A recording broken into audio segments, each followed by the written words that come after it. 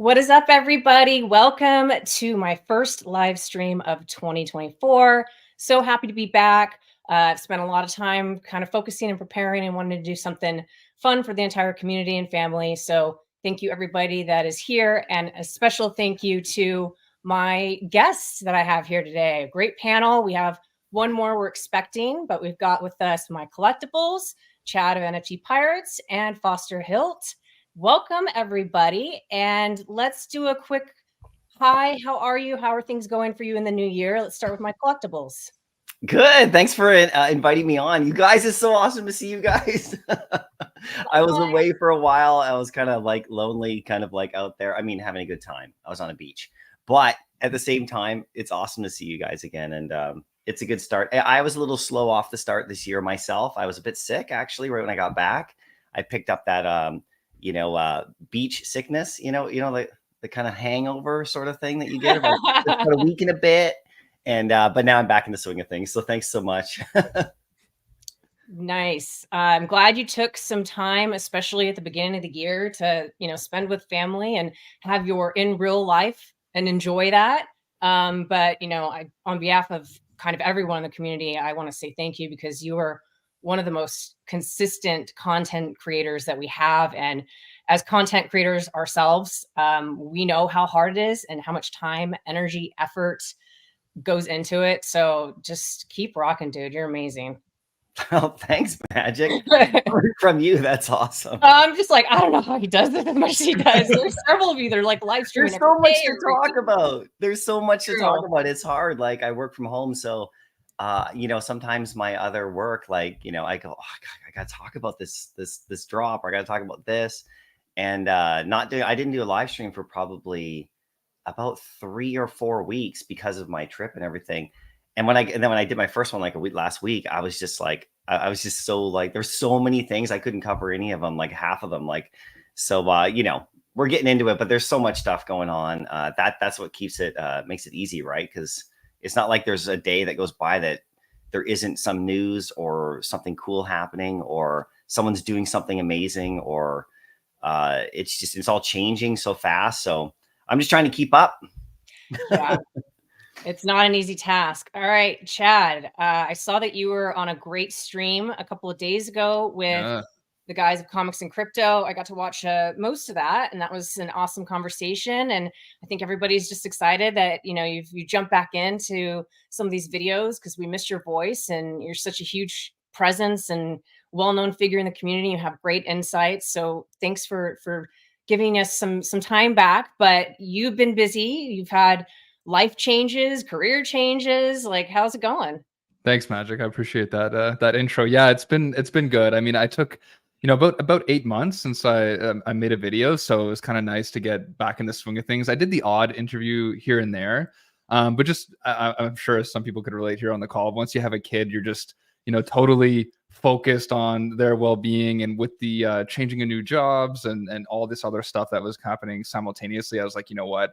I've just got to put my hobbies on the back burner for the time being. And I also kind of got back to, running and just doing things this summer just to kind of better my physical and mental health a little bit. And the whole time I just missed, this community. I missed, the people here. And I've said this before, but I have greater friends in the cyberspace than I do in reality. So I figured, it was just a matter of time before I got back into it. And we see some sparks flying. We've got Foster that's been hired here. And so, I figured there's a lot of like positive momentum. And I've also had the opportunity to get more of like a bird's eye view on the whole thing. So nice to come back kind of refreshed and revitalized.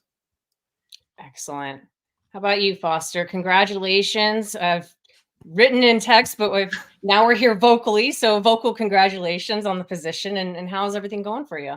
Thank you so much. Yeah, no, I really appreciate that. And it's nice to be, in a live stream, hanging out with the community, hanging out with some really awesome content creators and just people who I've gotten to know over the years. And yeah, it's been a lot of fun. And I think, relating to what Chad said, sometimes when you take a step back, you really get a bird's eye view and you get a different perspective of things. And I would say that, one of the great things about having the opportunity that I've had had since I started with my position with ecomi, is that I've really had the opportunity to take kind of a step back and not look at things necessarily through a content creation lens or, through someone who is just kind of participating in day-to-day activities, and really take a step back and look at kind of more macro factors and conditions with, where we've come from and where we're looking to go. And it really gets me excited. I mean, I'm really looking forward, similar to my collectibles, I started off the year, I was sick, my wife was sick as well, and my daughter's sick right now. So we've just kind of, it's been running through the whole family. So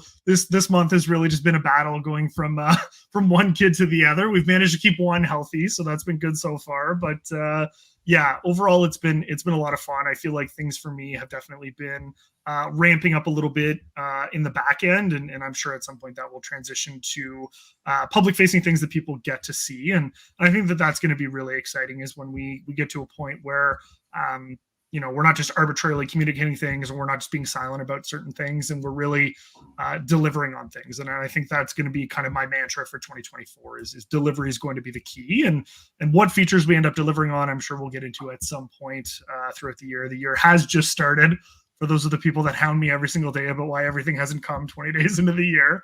But it's very much important to get community feedback on the things that are important to everyone. And I'm looking forward to be able to communicate and deliver on those things this year. So for me, it's really exciting. And it's nice to, like I said, get back and connect with the community and connect with the content creators, and really make sure we're getting the pulse from the ground floor about what everyone's looking for, how everyone's feeling, and what we have to look forward to. So.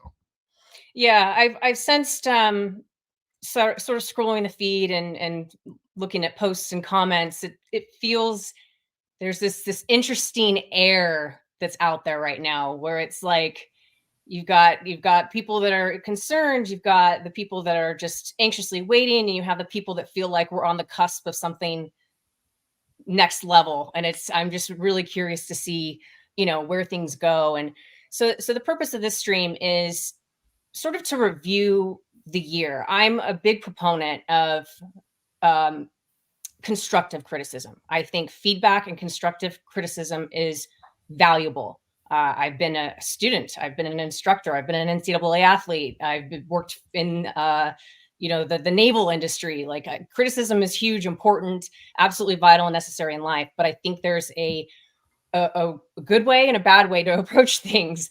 And, I may not be as vocal posting about things, but I certainly have my own. I am a Discord moderator. I take my feedback straight to the team frequently.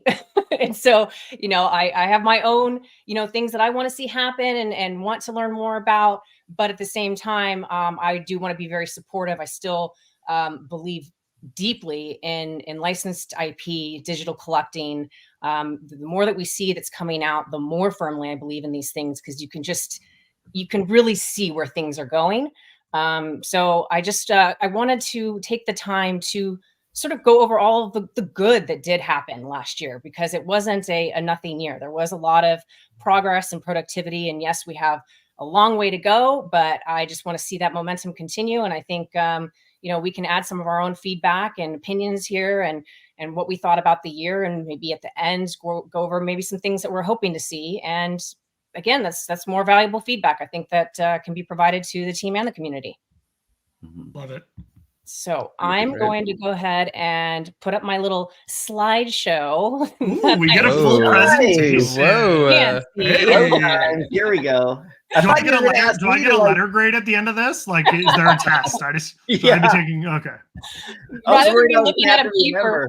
And I got to give a few shout outs. I want to give a shout out to a couple of my friends who are moderators that are helping me in the comments. And I also want to give a huge shout out to Steve-O, who helped me compile this list. And he just he's sort of quiet socially, but he has such a great pulse on the community. And he's a great asset. And he was very, very helpful in helping me bring this all together. So huge shout out to Steve-O.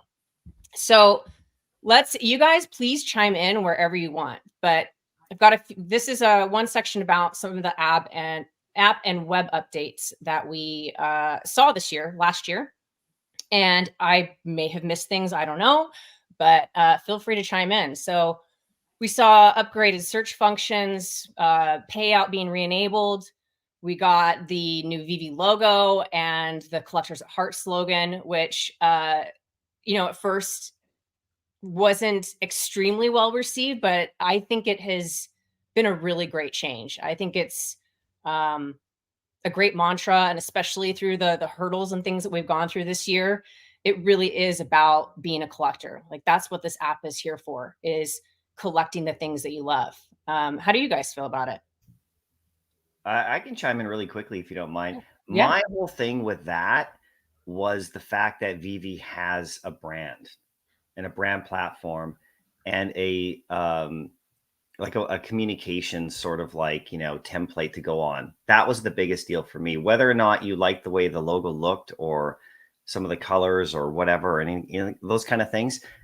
As someone who's in the creative industry, as a designer, like my whole life, and done tons of branding for companies, having them go through that process with a company and actually, you know, figure out what it is they want to say and how they want to say it, and bring the messaging all in line, you know, and of course they've changed things and they're going to continue to adjust and change, but whether or not like how the logo looks or how what the tagline is or whatever, the fact that they were able to, like, you know, create like a whole communication sort of branding sort of template platform, I call it, is was super important to me as a company. Like any company needs to do that and they need to invest in that. And so, you know, there was also talk about, oh, you know, should they have spent this much on it or whatever? But really companies that like invest in their branding and invest in their, like, you know, their communications and everything, that those companies usually are more successful, or at least they have a place, you know, that they can actually now control everything that goes out, like on all their socials, on all their, you know, advertising and all their internal structure. So everyone, even employees internally, are all on the same page. They know what to say.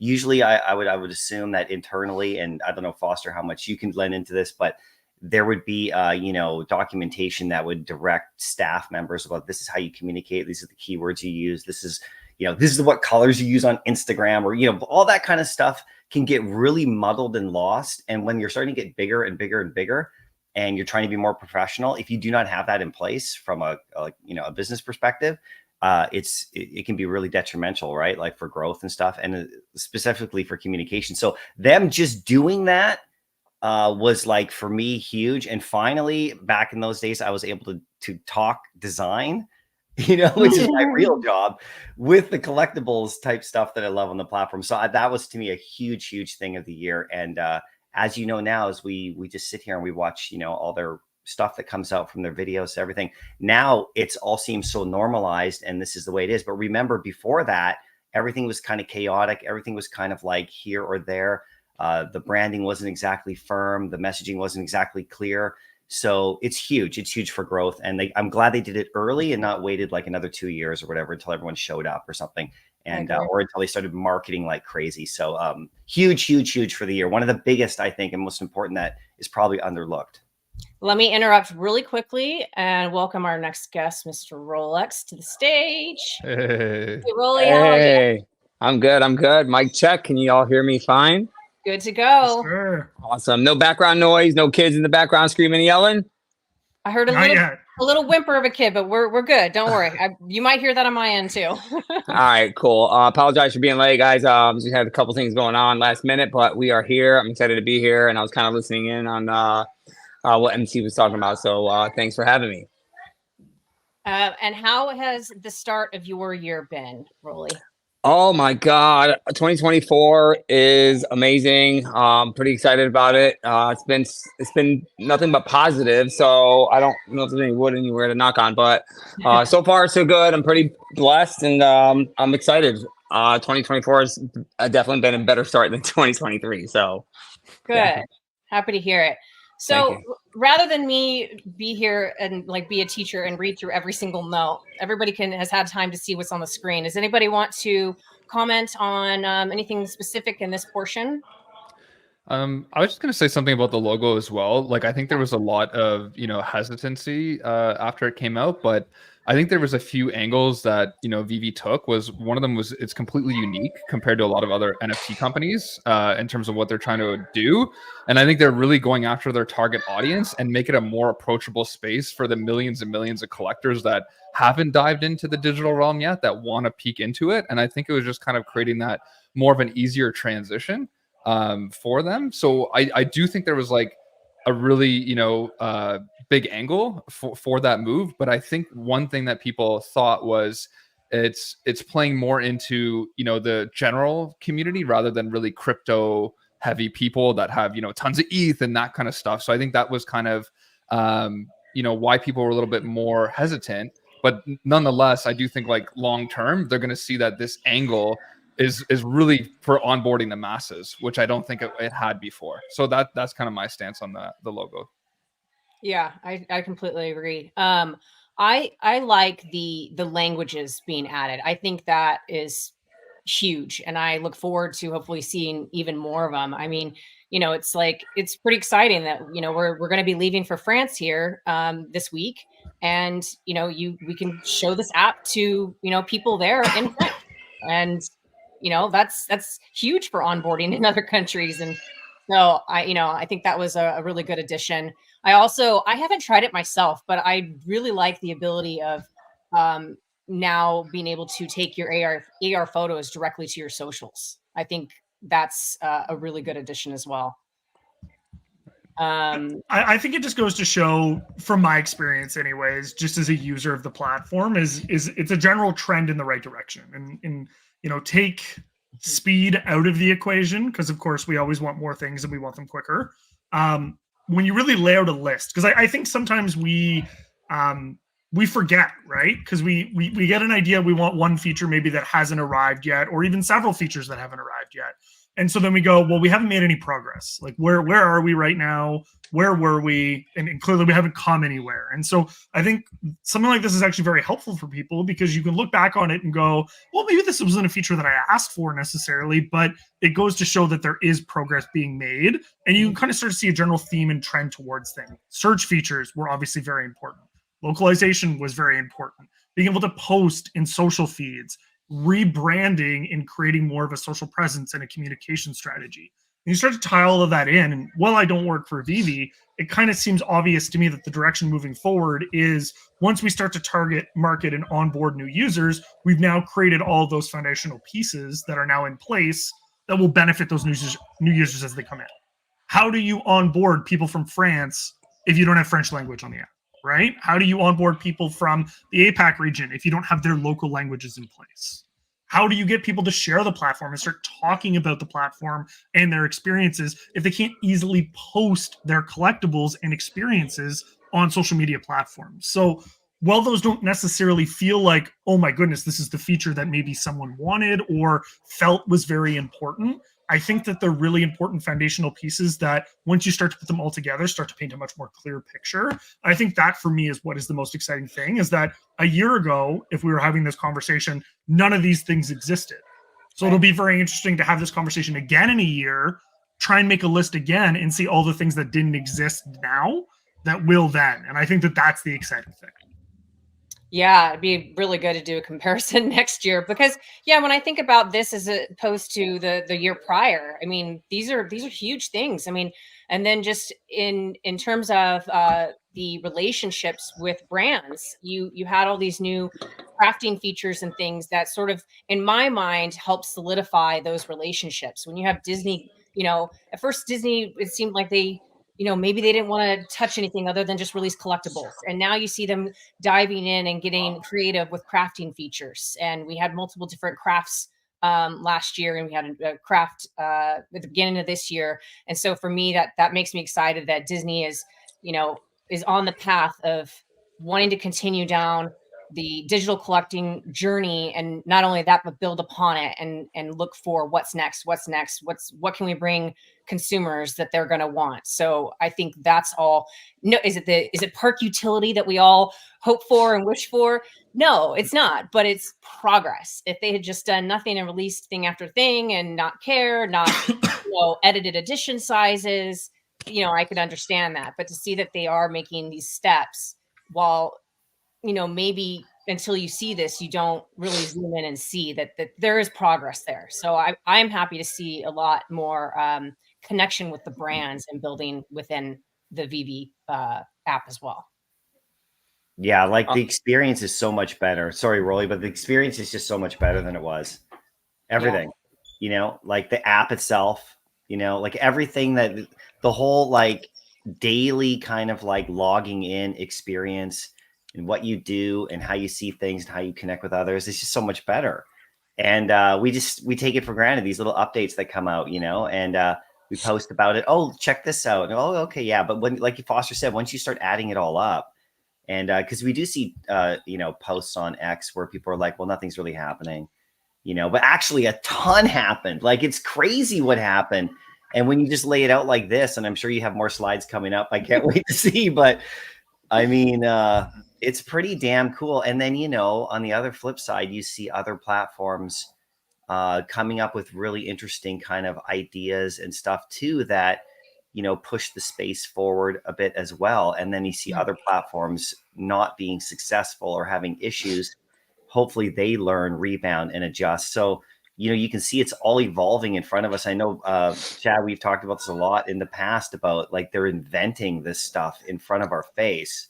Right. And we're the ones who are testing it out. And if you don't have the thick skin to go through this process and see the wins and then give the feedback, like you said, Magic, like the critical feedback they need from us, the customers and the community, so then they can make these adjustments and improve or get rid of stuff that maybe that they don't need, or, you know, maybe take a left turn. It's totally okay to take a left or right turn on something if it's not working. So it's so cool to be here in this, or, you know, through these first few years. I mean, you guys have been here for 2.5 years ago. Can you imagine how different it is since then, right? So, Rolly, sorry I cut you off there. I know you're no, man. No, you're right on the money, brother. That's kind of exactly where I was going with. You know, I started in 2021, in late 2021, and I remember all these items being on everyone's when list. When. It was just nonstop, and here we are, and we're looking at literally just a massive list of opportunities that VeVe once had that they put into place. And, you know, some of these are big, some of these are small, and some of these that are small might be big to others. Like for me, the push notifications was absolutely, I needed that in my life because I am a person, I'm always on the move. I'm doing 100 things. I'm 100 miles per hour. And, you know, I would suggest in my comments, hey, let's get some push notifications. You know, there was some one-of-one auctions that I won, and unfortunately, I didn't know that I won. And I don't check my personal emails because I have enough work emails. But with the push notifications, you get that push, you get that notification straight to your mobile phone, and boom, it just makes life that much easier. Any thing that sells, you get notified. Anything that gets the expiration of the sale, you know, then you can go back and relist it. You can kind of see where the market is, engage it 30 days later, and maybe reevaluate your listings. So many great things. MCP points, you know, when they dropped that, it was just, everybody was very excited to see the points come up. And there was some trials and tribulations, like anything else. It's any normal business, you're going to have trials and tribulations when you're in beta and you're testing something out. But just looking at this list has me very bullish on the future and what's going to happen. So I'm very excited that all this stuff was they were able to implement, and I'm looking forward to seeing what they implement in 2024. But having a contrast compare list for 2023 and 2024 would be pretty awesome. Yeah. Is there anything you guys want to add on these notes before I go to the next one? I'll just say one quick thing too. Just the amount of other, you know, IP that VeVe dropped this year. Like, if you didn't think they cornered the market already, I mean, holy cow, right? I mean, they just keep coming out, you know, drop after drop. And how some people think like, oh, you know, this is saturating at the market. At the same time, you're getting gold bricks like 24/7 of some major characters, right? So I think it's just another, you know, thing to note is like when these other companies are crashing and burning, you're seeing VeVe coming out, you know, with heavier IP than ever, right? So it's just something to really reflect on too. Is I think we all take that for granted. You know what I mean? We didn't even think about that, but it's really, you know, the whole point of this market, right? So yeah, and I really liked MC's point about you know, there's the I don't even like saying the word competitors, but the other people in this industry, companies in this industry, and some of the things that they're coming out with. I like on one hand seeing people talk about what they're doing, because I like the push for, there are some great things, like, Cryptoys has the amazing unboxing experience. I'd love to see stuff like that incorporated into what VeVe does with crafting. I want an experience when I craft something.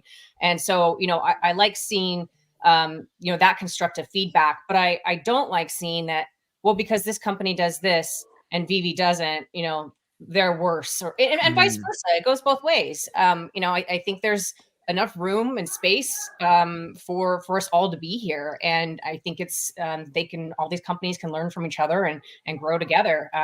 But when I look at, when I put together this show and saw all these things, I just, personally speaking, it's hard for me to see anyone that touches VeVe when you go through all these items. There are a lot of other great projects out there. I'm involved in them. I'm not shaming any of them. I just, I don't like to see the teardown. I think it's a place where some of the companies can learn from VeVe and vice versa. There's a lot that they can do together and learn from each other.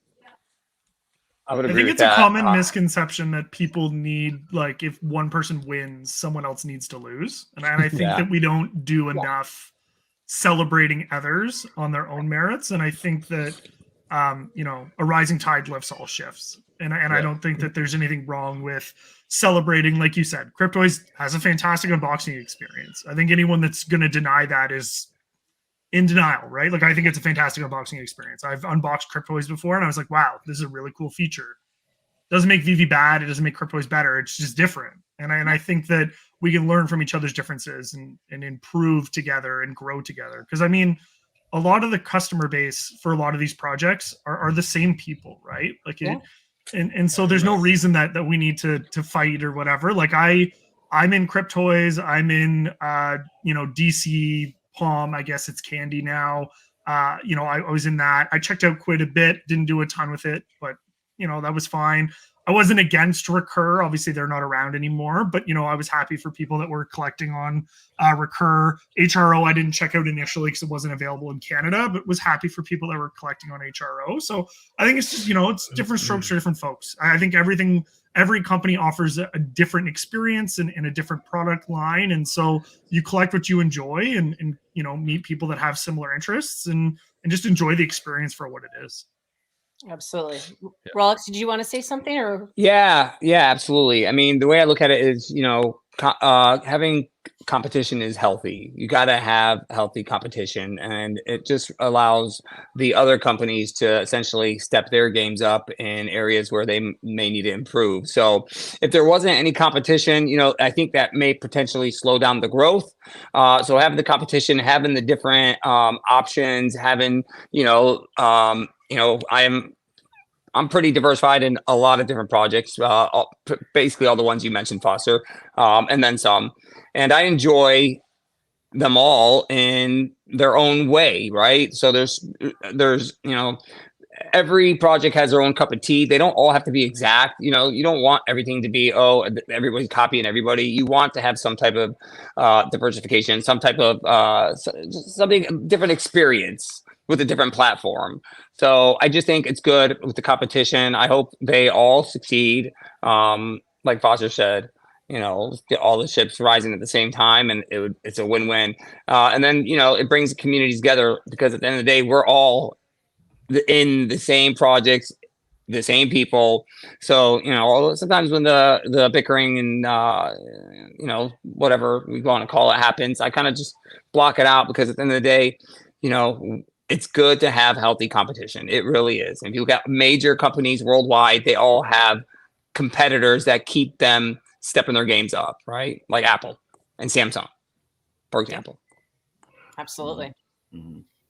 All right. I'm going to go ahead and move on to the next. So these are notable drops, community updates. I obviously did not cover every single drop, because that would be we'd be here for days. So just some of the, more notable items, and, some months having a lot more activity than others. So January, we saw the first one of one art auction on the web app. Mr. Rolex, I know that you have participated in that. So that's something that you liked that came to the app, right? Yeah, it was a great. I have two. I won two recently that I actually was able to go on to the new web app via my phone and just simply get the gems and buy. I ironically won the first one of one auction that VeVe had, and it was one of those things where it had a 12-hour. Yeah, I think people know the story by now, but it was a 12-hour notification. I think I got the email at 3 a.m. Wasn't awake, and then from 3 a.m. to 3 p.m. is when I had to purchase it, and I missed that time frame. I got it like an hour later, but it was too late at that point.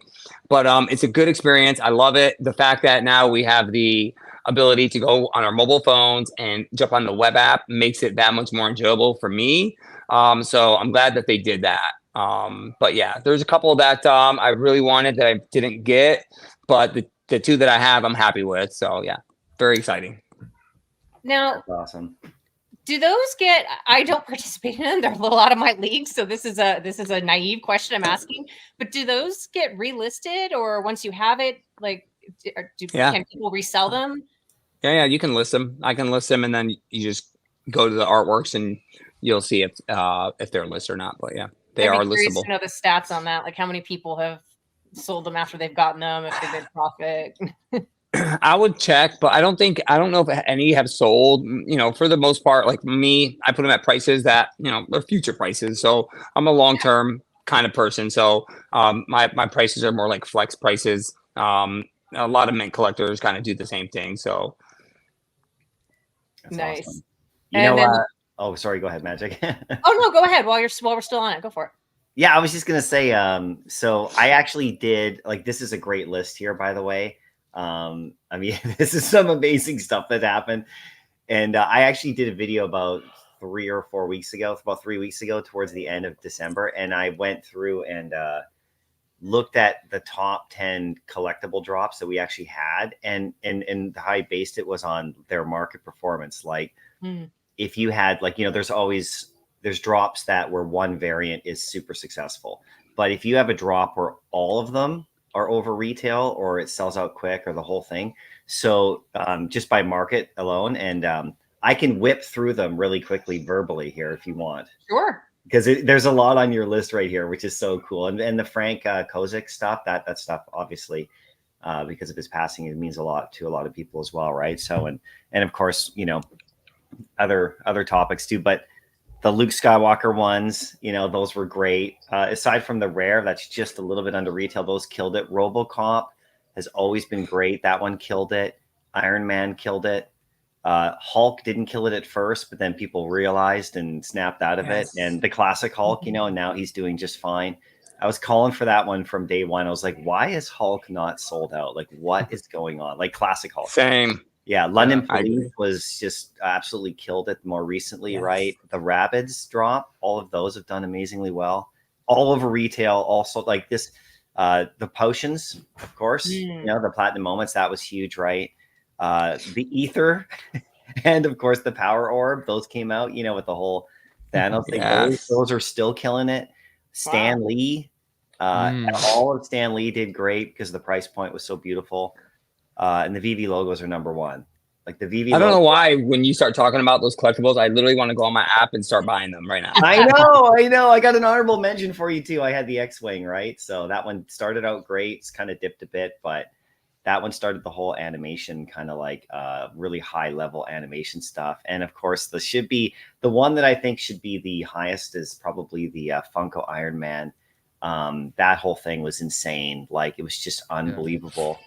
And I got them right there, right? I mean, if you factor it all in. So those I put in the video as like a top 10, not preference, just like they all performed unbelievably well. I did a comic one too, but that's a little bit deeper. There's way more comics like that are good, but great slide of Magic. There so much amazing stuff happened. Although I will say that there needs to be another Grail on the Miles Morales level, and we didn't get one in 2023. In regards to like pop culture, superhero type stuff, I was really wanting one. I was calling for it all summer. Venom or Carnage or something. And I know we're getting Venom and Carnage and stuff. Yeah. But I was calling for a black suit Spider-Man or a Gwen Stacy Gwen Stacy, yes. up with Miles That's the Morales. one. Same numbers, you know, like same kind of really scarce. I want that. And the reason I think it's important for the app to have that kind of stuff, whether or not I landed on the drop or can afford it in the aftermarket or not, I love in the collectible industry chase items that I can't get. Like it makes collecting so much more rich and fun and exciting when there are items out there that you know you may never be able to get your hands on, but they're there. They're right there in the app. You can see them and other people will get them and it's a huge win. And if you land something like that, one person's small new account can go. My brother-in-law landed Steamboat Willie 2 years ago, like, you know, ultra rare. And that launched his account. So we need that. We didn't get one of those in 2023, in my opinion. I didn't think we got one. Hopefully we get one soon. And then we can all try to go for it. Yeah, I like what you said about the chase variant, like things that are just really almost one of ones, but in the collectible sense. I'd love to see, you know, highly, of course, I'd like to get them. So I'm going to be salty if I don't, but you know, things like that are just really make the community hungry.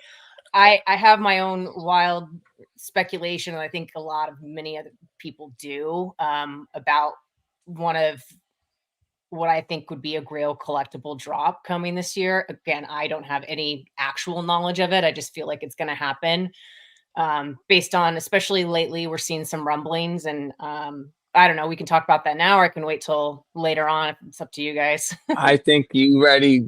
You might as well say it. Yeah, I'm too excited now. Come on. Yeah, man. I gotta hear this. I gotta hear this. Same. It's got to be. It's got to be Wolverine. It's got to be. Oh yes, we need Wolverine. We need Wolverine ASAP. Yeah. Yes, that's a good one. And you know, the just 2 days ago, the screenshot has come out of South by Southwest and VeVe being mentioned on the website, being part of a panel with Marvel, circulating around, focused on X-Men. You know, again, this with very limited details, but I was just like, this is screaming Wolverine at me. I don't know why. It's a matter of time, right? That's it. You know it's happening at some point. One animated like Iron Man, and we will this app will absolutely explode. And that was one of my favorite drops of the year. It's one of my favorite animated collectibles on the app is that Iron Man. That's in a slide later on, but it is just such a good collectible. And if they can continue to make ones like that have like multi-functions to them, that you tap them, they do this, and you tap them and they do that. Yes. I mean, you're taking the animation of a collectible to the next level, and it's becoming such an experience. So I hope to see more of that. Hey guys, can I quickly run through the comics that were the best? Yeah, of course. I can't help because Rolly, I know you got money to spend. I'm literally. You just injected 20,000 on now, bro. Yeah. Golly, here we go. Get this, because this gets me pumped. So this is from 10 down to 1. Okay, in terms of performance. Okay, Fantastic Four 4 with the Submariner, right? Okay, that whole thing is. Yeah. All right, is that your number 10? Is that your number 10? That's my number 10. Okay. Number 9 was Amazing Spider-Man 4 with the Sandman. That whole drop is crazy. Then you got X-Men 130 with the Dazzler. That's 8. Okay. That whole drop's crazy. Secret Wars 8 was number 7. And these are in performance. This is not my opinion. These are how well they did. And it's still killing it. Then Amazing Spider-Man 2 with the Vulture. Okay, that whole drop, every variant over retail doing amazingly well. Amazing Spider-Man 6 with the Lizard because it's so scarce. Then we start to get into this. We got Tales of Suspense 39 with Iron Man. Are you kidding me? We got X-Men 1 at number 3. We got Hulk 1. We got Giant Size X-Men 1. Are you kidding me this year? So we need Hulk 181. We need a few other ones, but Avengers 1 should be top 10, and we got the Venom and the Venom and the Avengers comic from San Diego Comic-Con. Those ones are like, remember the secret drop that we got? Yeah, that was the one variant, right? Yeah, those ones like I didn't put them in the top 10 because it's one variant, because I my criteria was like every variant had to be over retail. And, you know, like, that's hard to do for a comic if you think about it in this app. And then we got that weird X-Men 64 comic, you know, that one that was like that kind of like one variant as well on that one. Yeah, that weird one where they're in New York City. Yeah. Anyway, so I'm sorry I had to share that because those top 5 are crazy comics. Bro, I love all of those comics, man. I actually have mint number 41 of that Venom Lethal Protector comic. I just seen a mint 41. It's the lowest mint comic that I've seen. So I ended up getting it. But yeah, I had that. Man, all those comics are freaking top notch. All of them. You've got the Venom 41? I have the Venom 41 right here. Look. I mean, I can show it. I can pull it up. Yes, I have. Here's proof. I got 41, 55. I don't know if you see it. It's right there in the corner. 41. Oh God. Wow. Yeah, I got the mint 41 on that. I don't know how I did it, but yeah, I got lucky. Dude. I mean, I didn't hit it. I bought it, obviously. Yeah. So anyway, I'm done, guys. I could go on, but I'm sorry. I had to share that, bro. I love that. That stuff gets me excited, man. I love it. Yeah. Hey, can I say one thing too, quick, Magic, if you don't mind? Yeah, of course. The other thing I just find fascinating is that, you know, there's a lot of people that presume that a lot of these, like, you know, grails from the physical realm are just going to translate over to the digital and perform exactly the same, despite the edition numbers and things like that. But there's a few things that I think people should consider. The first thing is that these things that are modern comics that are really plentiful in the physical world are now exceptionally scarce in the digital. And a lot of collectors that are coming on, you know, that are younger, you know, that, let's just say, hypothetically have Miles Morales as one of their heroes, you know, in 10, 15 years from now, these digital prints, which are like 150 editions or less, could see some pretty major development as well.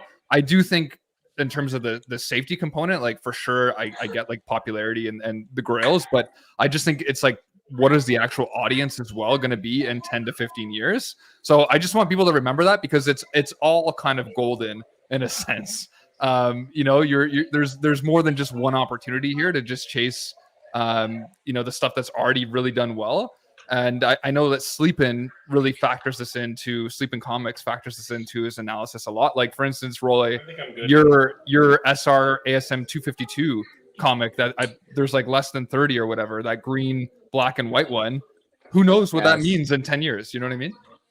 Yeah, I'm a fan of those comics, man. I love that one. That was one that when I first got on the app, I would see it and I would sit there. The prices were insane, man, on those comics. And I just was like, one of those things where it's scarcity. I like scarcity. And that SR, I think, was 40, I want to say. I don't know how many VeVe held back. I wasn't around that time. But I was able to secure one last year somehow for a very reasonable price.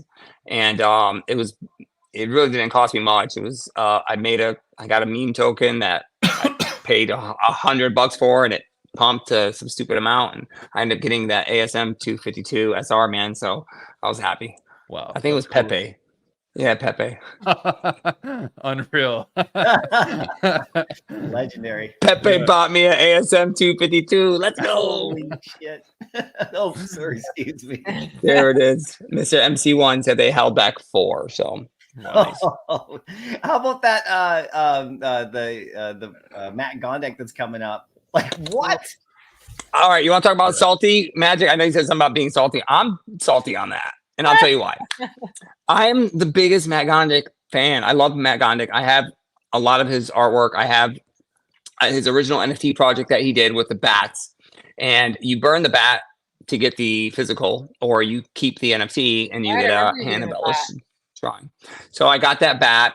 I got the plushie that O'Malley was talking about in the space that Matt Gondek did. And then he dropped his first ever toy, which is that Homer Simpson, you know, big toy monster scary thing. I got it. I think I don't know. I don't remember the run size on it. I want to say it was either 100 or 500, but it sold out pretty quick. So I think I tried to go back for a second or third. I wasn't successful. But then I see these come out, and I'm like, you gotta be kidding me. I really need to get my hands on one of these. And then I see that there's only 20 and then technically 16 available for the public. And I'm like, God, my chances are just being slim and slim. So I jokingly sent somebody, I think somebody posted a post to contact about the collection. And he gave some details because he hand embellished the 20 toys, 19 of which will have 2 of the colors, and then the one I think which is mint number 1 that will have all 3 of the colors that is major colors. So I did DM, say, hey man, could you perhaps I'll send you my toy, splash it with some paint, you know what I mean? Add a 4th color to match my back because I have the back has a grayish and a bluish to it. He definitely said not happening, but worth a shot. I had to ask. So my next person, I don't know. I gotta hope to God that I hit that SR in the drop. That's all I got. Well, I hope you do. I hope you do. I'm wishing you. I got a lot of his art, paintings. All his stuff is great. I love just the concept of it. So I have a lot of his physical art in IRL. I just got to send it out for framing, which I just don't have time. So I'll figure it out one day, hopefully. So before we move on to the next slide, I did want to take note of the first Lamborghini drop. I mean, that was something that, gosh, for a year or two was when in Lambo, we had music videos about it. It was like the talk of the town. And not only did we get, finally the first appearance of Lamborghini and they were sick, but we had 3 Lamborghini drops in 2023? 3. Yeah. Yep. We had the Diablo, the Huracan, and then the 350 GT. And then the Huracan was the one that started it off, right? Mm-hmm. That was an amazing drop. When I seen that one, I was very excited. I'm a Lamborghini guy. I've always been, someone that's been, a fan of Lamborghini. So when that drop happened, I was like super excited. Y'all have no idea. Like I was like, let's go. I went pretty crazy on that drop too. I think I got about 20 of each Lambo. I think maybe 10. I don't remember, but yeah, it was definitely one of those drops that I was like, I definitely want to be part of this. And then the other Lamborghini drops, they got a little bit more scarce. So prices kind of started going up a little bit, especially that last one on that SR. That was insane scarcity. And that thing is absolutely amazing. Yeah. I'll leave it at that. Yeah. Awesome. I want the white one and it won't drop in value. I'm waiting. I'm just waiting. Like, can people somebody for it for like 45 or something? And it just stays there, even though it's not fully sold out. And it's just killing me because I just bought same thing with the Star Wars shuttle. I'm just waiting for that. But it just sits there because whoever owns it now wants it. So I'm just going to have to go and grab it. So, but I didn't put the Lambo on those top 10 lists, not because of the quality of the drop or anything, only because of the criteria of the all variants had to be over retail, just for the sake of that particular. But the Lambo drops are just, I can't wait to see what's going to happen. And with those in the VeVe verse and stuff, it's going to be something. I don't know what's going to happen, but it's going to be something. So now we're going to cover, we got May, June, July, August, some pretty big things here. You got Luke FA, you got the gauntlet crafting, you've got, let's see, the first waitlist drop test with the VeVe logos, which it's funny because I don't think those were like intended to be hot items, and they've really performed well. All the colors, people really want to collect. Especially the blue. Yeah, that blue one took off, didn't it? Yeah, I don't know what it's at now, but it shows you the strong fan base. Like people want VeVe IP too, and I'd love to see more of that kind of stuff come out. I'd like to see more VeVe related drops and them creating their own. I don't know whether it be mascots or logos that we can, the heart we can put into things. I think it'd be really cool. I mean, you see some of the, people that are really good with their content and AR, they like to put, the heart in places, but it'd be cool to get more stuff like that. Just VeVe branded content. I know he's watching, so I've been requesting an Alex G 3D collectible. So I know you're watching, Alex. He's like, no. Oh, that's funny. Oh, that's funny. What would it be? Would it be like an avatar? Can you imagine the staff like David, Dan, Alex? You know, like just like David and Dan, like 3D. Like you know, we got the Epico David, right? Yeah, Yeah. the Epico. I was saying Oh, there you Epico go. has the Yeah. David. They might do the Alex. Who knows? I still love his PFP that smells fun, Dad. His PFP is awesome. The bearded silhouette. Yeah. So, and then, you know, obviously, August was a rough year personally. We lost the great Silicon Secure. All right. I have a lot of gratitude for what VeVe did for his family, my family, and you know, sending out a notification of the minute of silence for the Lion King drop, and you know, they've said that they're going to have a statue in the VeVe verse, and that's really special, and so yeah, I just want to make note of that. Yeah. R.I.P. Man. Yeah. And his contribution to the bat signal, one of the best drops ever in terms of number, price, and quantity and quality. That was also awesome too. I will never sell that. Great job, man. And I just want to say something too, because like, you know, for me, Silicon, you know, he did at least 10 or 11 interviews on my channel, and I have to give it to him. He really grew like my channel from the ground up. So a lot of time when people refer to pirates, I'm like, there's kind of Silicon, and I think one of them had like 30,000 views, and it's just because, you know, Silicon, everybody wanted to hear his voice. And I feel like I only asked him 10 questions and just sat back and listened. And everyone's like, great job, pirates. And I'm like, yeah, man, I didn't do anything. That's what you did, man. That's what you did with Sil, man. You gave him a place to share. I gave him a platform, but just to go to show, you know, how significant and how eloquent and amazing of a guy he was and is still, you know, for me. So yeah, just you know what's so interesting? thoughtful, and I just want to say he was just always very thoughtful and clear, and you knew that he stood behind everything he said. He wasn't just trying to fluff, you know, like everything that he said, he stood behind with 100% integrity. And you know, I think that's what drew such a following to him, is they could feel the authenticity, and he just was a great leader and very eloquent in the way that he would intelligent, just the way he would say things, but yet still very relatable. Always positive. No matter, he would be the one that would come into a space where people would be just at each other's throats, back and forth, up and down, left and right, and he would just walk up in there and say like a couple words, and everybody's just kumbaya all of a sudden, man. Like he could really get everybody on the same page, get everybody the chemistry correct. You know, he was just always, every time I would talk to him, like either in spaces or IRL, always had a smile on his face, always positive. I can't say enough good things about that man.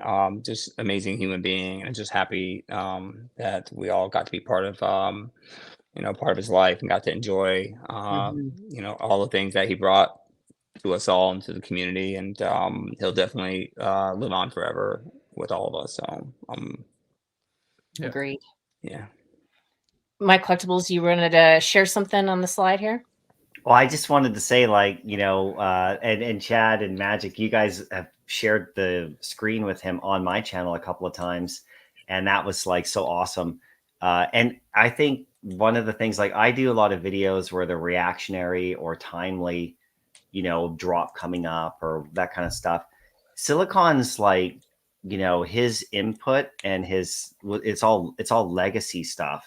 It's all, you know, like, so like if you're a content creator, and one thing they try to, all the advice is, create videos and content that has real legacy to it, so it can be rewatched over and over and over again, as opposed to just like, well, this is what's happening tomorrow. It's very timely, and then people watch it and then they move on. Every time that he came, like on my channel, which is only a few times, which, you know, I wish was more, everything he said is something you could watch tomorrow, yesterday, in a year from now, because he's looking at the bigger picture. I mean, you guys know this. So that content, like, I actually I clipped out just a little bit, like this interview when he came on my live stream, you know, in like the early spring, and I clipped it out of a live stream and I put it up as its own video, like unmonetized, just legacy piece, like, just watch this. And it was like my #1 video of the month. Like it was just, and it was because, you know, of the stuff he was just saying, this, the advice and the kind of the long-term sort of like outlook on everything. So I learned a lot from him.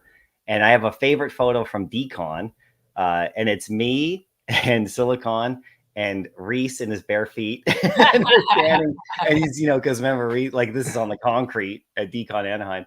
And we're standing there. And I remember when I met Silicon, you know, like I'd seen him obviously and followed him. And Chad, I was watching you guys, like your interviews with him. Of course, I was always tuning into that. And you guys are just legends, right? And Magic as well. So when I actually met him, he was just like, it was like we were best friends or something. It was awesome. And it was so nice.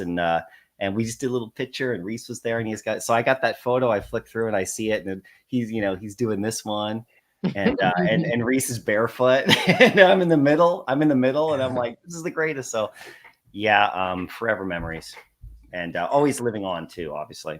Yeah. That's what I meant by his words, legacy. They live on. So yeah, at the end, remind me to show you guys something. I don't want to get out of the screen yet, but I do want to show something on the screen that I just got of his yesterday. It's really cool. So, and it kind of relates to the drop that happened today. So I want to share that. So anybody want to comment on anything else on this one before we move on?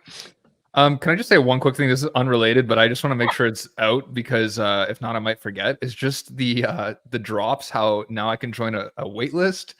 Thank you, Lord, because for the longest time, I don't know how it was for Foster or for my collectibles, but for me, like landing a drop was exceptionally difficult. And so I would always be in the aftermarket, just seeing what I could flip or what I could do. So now just having a fair shot like everybody else. And I believe that was a 2023 drop or that was one of the progress updates. So I just want to say like, that's been a huge help for me. And I know the majority of people are Americans on this call, but I would echo that for like Australians and, you know, whoever the biggest countries are that are using the app is like, it's such a nice change. So anyways, that's what I just wanted to make sure that was out there. Yeah, I agree. Like I use that for sure on the Disney drops that I want to go for, like the platinum moments. I'm like, I'm going to get them regardless. So it's nice to like, you know, have I think the first one that I did, I was on a cruise. So it's like I have bad connection. And I got to sit there and be on the wait list and didn't have to stress about like, oh, there's going to be people that are faster than me. And so smashing like, the button. yeah. And like, that was a relief. So, I mean, I'm really happy about that. And, you know, I think they are still looking into integrating, you know, like an automatic payment feature, which I think would be also very, very helpful for people that are in other countries and, you know, it's 3 a.m. or whatever it is. If there's a drop that they know 100% they want to go for, and, you know, whether it's they select a button or if you just enter the wait list, it's automatically deducted. But that's going to be really, really helpful for people just to not have to feel, you know, tied to their phone. Like even here, you know, it's 8 a.m. for me, but like, you know, I would just, before we had wait lists and everything, I would be prepping and it takes a chunk out of your day. So it'd be nice to not have to worry about that, you know? Yeah. Yeah. I'm literally driving sometimes before. Like I should not be dropping my kids off at school and trying to hit a button in the parking lot. Like I just, so everybody knows I never like drove and like, but that was the time frame, 8 a.m. I'm dropping my kids off at school like all these years. So yeah, I was going to say that too, Magic, that whole, you know, with the localization aspect, the languages, and then the fact that they're going to do that system where you can just join. And if it's 3 a.m., it will just drop into your account, take out the gems, and you don't have to worry about it until the morning. And that's going to happen apparently, right? So that's going to be huge for around the world because like I know Hinano and Dee are in the chat and they're in Hawaii. Even for them, like sometimes they have to get up and so yeah, everyone's in different time zones. I'm in the 8 a.m. as well. I know, Chad, you're at like noon, right? So even like if you're at work, how many times have we all been in the bathroom at a restaurant or, you know what I mean? Giving a presentation. I was giving a presentation one time and literally there's like 30 people on the call and I'm like, got my phone here and I'm like, yeah. And I don't miss going to cell towers at all. I really don't miss that. Oh, God. I did that. I drove and it still didn't help. You went close like to get a better connection? Yes. Did it work for you? No. That's funny. How about Starbucks? We always heard Starbucks was like a Starbucks were good. Yeah. I did it for the Lamborghini drop, the first Lambo. I went and was underneath a cell tower and I still didn't get it. Oh my god. That's insane. I went hardwire on that drop. I just plugged it into straight to the router and I think I hit it, but that was the first time I did that. And I think it sped it up a little bit. You know what would be a good addition along with adding that automatic purchase on a drop is because a lot of people also like to hit the market and do some mint or stacking. But let's just say you had, let's say 3 a.m. or it just you're busy, you work, the ability to like have a sweep button. Like let's say you want to sweep 10, just hit that button, boom, sweep 10, buy them one shot instead of having to go, one by one. Or also maybe like say you have a set of mints that you are interested in, date mints, LPMs, 6 months, whatever it may be, special mints. You can maybe input your special mint and say you have a max threshold of what you'd be willing to pay.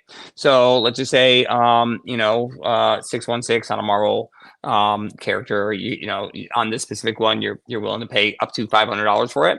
And let's say it drops to the market for, 350, 400, you have that auto buy on, and it just buys it for you if it's within that price point, just kind of like you would if you're in the stock market, you could set up a buy or a sell and your order gets filled automatically. That would be awesome.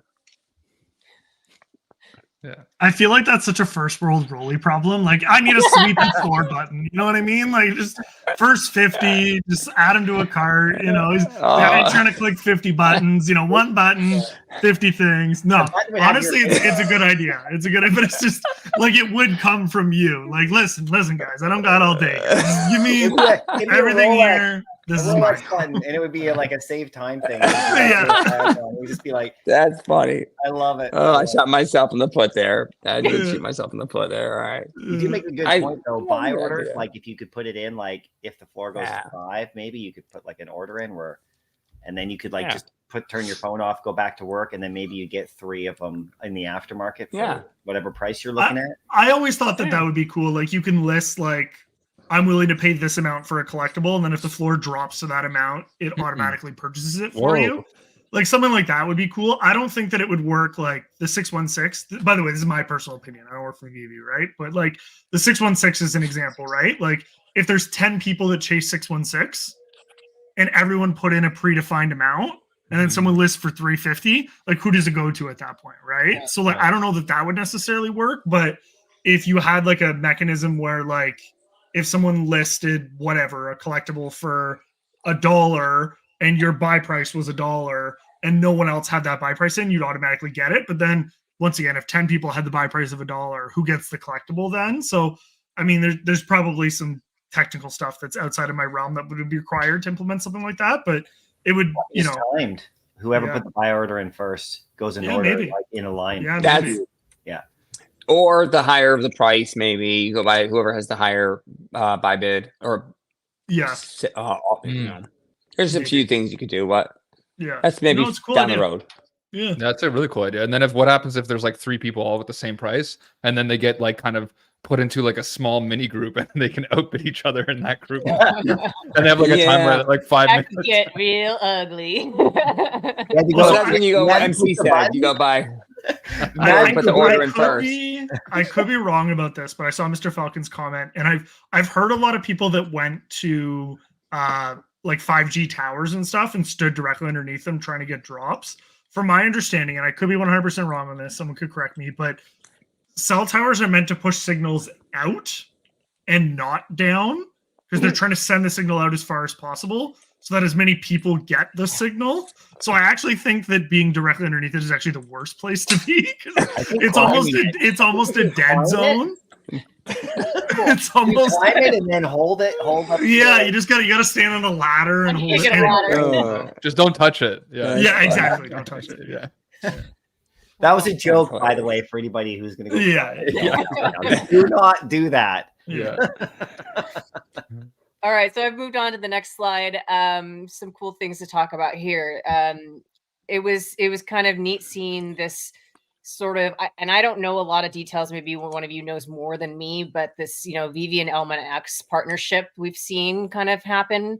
And they did that drop. And I'd love to see even more ways that they can integrate and work with some of their quote unquote competitors. I think that would be cool to see. I mean, I don't know how that would look or anything, but I think, again, talking about what we sort of began with, that, the competition is necessary and healthy. And I don't think any of them want to see others die out so they can be the top dog. I think, they all appreciate each other and push each other. And so I'd love to see more of that and in different other companies as well. But I do like seeing this VeVe and Elmanex partnership. I've participated in several Elmanex drops, have enjoyed collecting there.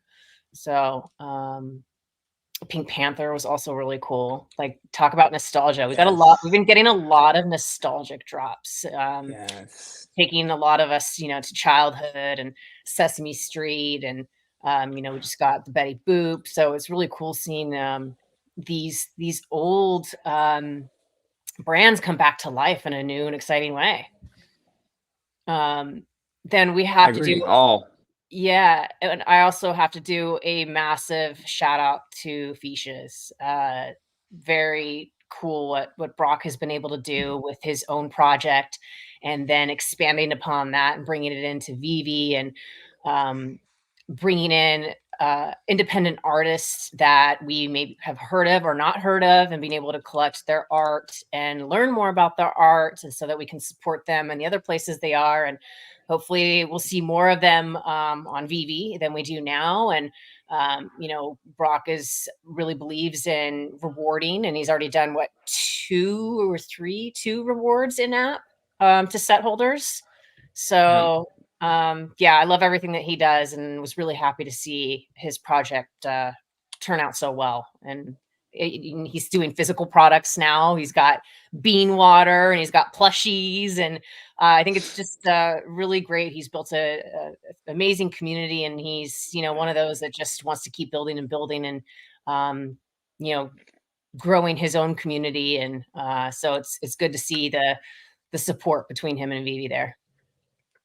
And then also we had the Ron English Mogul Grin with added utility of getting you an invite to the New York Comic Con after party that VeVe hosted. And we'll get more into that. October is a long list of items. But yeah, those are some of the things that were noted for those couple of months. Anybody have any comments? I enjoyed the Fiches. I have the project on OS, which allowed you to get some of the Fiches on VeVe, which was absolutely amazing. And then the airdrops with DJ Octo, fish tanks it's just his thought process and how he does everything is just calculated. It's it's complex, but it's complex in a fun way, right? But you can I don't know if anybody's had the opportunity to go. I mean, I know I have, but actually on his actual website, you can have your fish tank constantly on your screen, and my Fiches are kind of just swimming always. My kids enjoy just kind of looking at the fish tank, the digital fish tank, compare it with the real fish tank. But yeah, I think all in all, great project. Airdrops were great. Community was super excited about it. And then adding in those additional artists that we all know and love to those fish was brilliant, just absolutely brilliant. Pink Panther for me, Pink Panther and Betty Boop. I'm a 80s child, so like all that stuff growing up, I watched Betty Boop, big fan of. Sesame Street, obviously a big fan of, and Pink Panther. I just was always a fan of Pink Panther because he was so slick and cool and just sly with everything that he did. All great drops, just amazing, good stuff. And also to note that getting their licensed music with their collectible is pretty massive. I think Pink Panther was the first to do it, right? And that's I mean, to have the not only the nostalgia of the collectible, but with the music as well, and that is such a, you know, an old song that everybody it doesn't like matter what age you hear that song, you know it's Pink Panther, and so I just think that just added an extra level of like mic drop to that. I had to collect the whole set. I really like this slide specifically because I think it really outlines kind of an overarching theme as well that was it had been present previously, but was definitely more notable this year, and that was giving utility perks or rewards to people who are collecting on VeVe. And so I think that that really went along kind of with the rebranding earlier in the year, Collectors at Heart, rewarding collectors for collecting and encouraging collecting. I mean, you see pretty much every drop that you have listed here. You either got the opportunity to craft or mint something else if you purchase something, or were rewarded with extra items or even access to a physical event or location. And so I think we saw that quite a bit. And I think VeVe has done a really good job with experimenting with different utilities and kind of gauging community feedback and seeing, okay, this one was received well. Okay, maybe this one didn't go as well. And I think it's also really nice to see as well. And I think Magic, you kind of outlined this much earlier in the stream, and is that, you know, especially with Disney, you know, with the crafting and the different things that they've been doing, obviously these licensors as well are showing their interest in rewarding collectors as well and experimenting with different utilities with their collectibles kind of in this new medium that's never existed before. And I think that that's one of the things that for me personally has always made digital collecting so much fun, is that you don't necessarily get this always in a physical experience. Now, that being said, the chase mints were really awesome, and you touched on those earlier.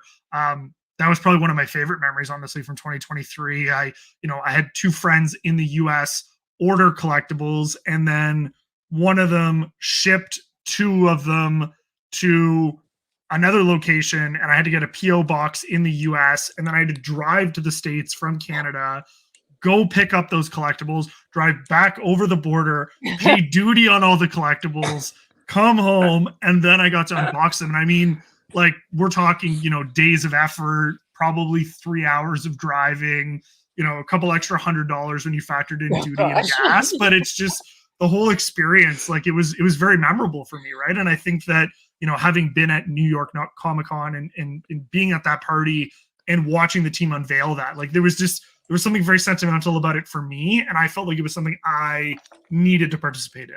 So that was always something that was very fun for me. And you know, Rolly obviously talking about how Pink Panther, how he relates to that. I think that that's always been the really cool thing for me about VeVe, is that, you know, maybe every drop that comes out isn't one that I'm necessarily interested about or one that I'm going to go for, but we all have that VeVe moment where there's a collectible on the platform where, for whatever reason, we relate to it. You know what I mean? And so that's really cool for me. I own 12 Winnie the Poohs because Winnie the Pooh has always been my mom's favorite character.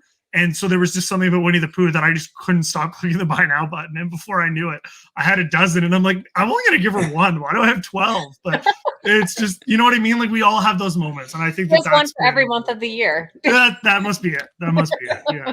Foster, can I show you something? Yeah. Check this out. This has been passed down through my family. The House of Pooh Corner. Wow. Like, through my entire family for like 80 years or so. Wow. How much you want for it? It was in your family for generations. We'll DM. But yeah, look at this. It's just like, it just sits over there on my shelf. But I thought because you mentioned that Winnie the Pooh, this is so cool. Given to me by my aunt, who had it given to her by her aunt, who had it, like, you know, so it's totally beat to crap. And it should be, because it's been read by little kids and little kids and little kids and my kids. So very cool. Wow.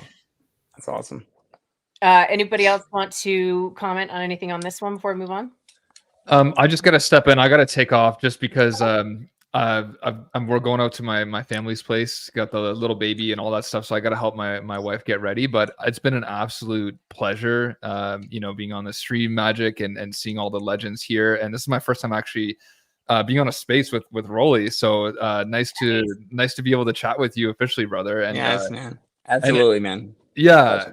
And I just feel the momentum. I feel the positivity. Like I said, I could, you know, we've got some great people now behind the scenes. Not that we didn't before, but we got even more added, you know, artillery there. So Really excited to see where it goes. And yeah, thanks so much. And Silicon's always resting in my heart. I think about that guy all the time. So yeah, appreciate it.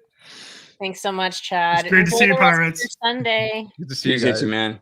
Yeah, take care. Have fun. Here's man, the legend. The legend. He's back. Yes. I want to see that couch though. Yes. You gotta just do Oh, a yeah, I gotta go back to the old school Yeah. videos. Yeah, Yeah. just for fun. All right. Thanks, everybody. Bye. Take care. Thanks. Later, brother.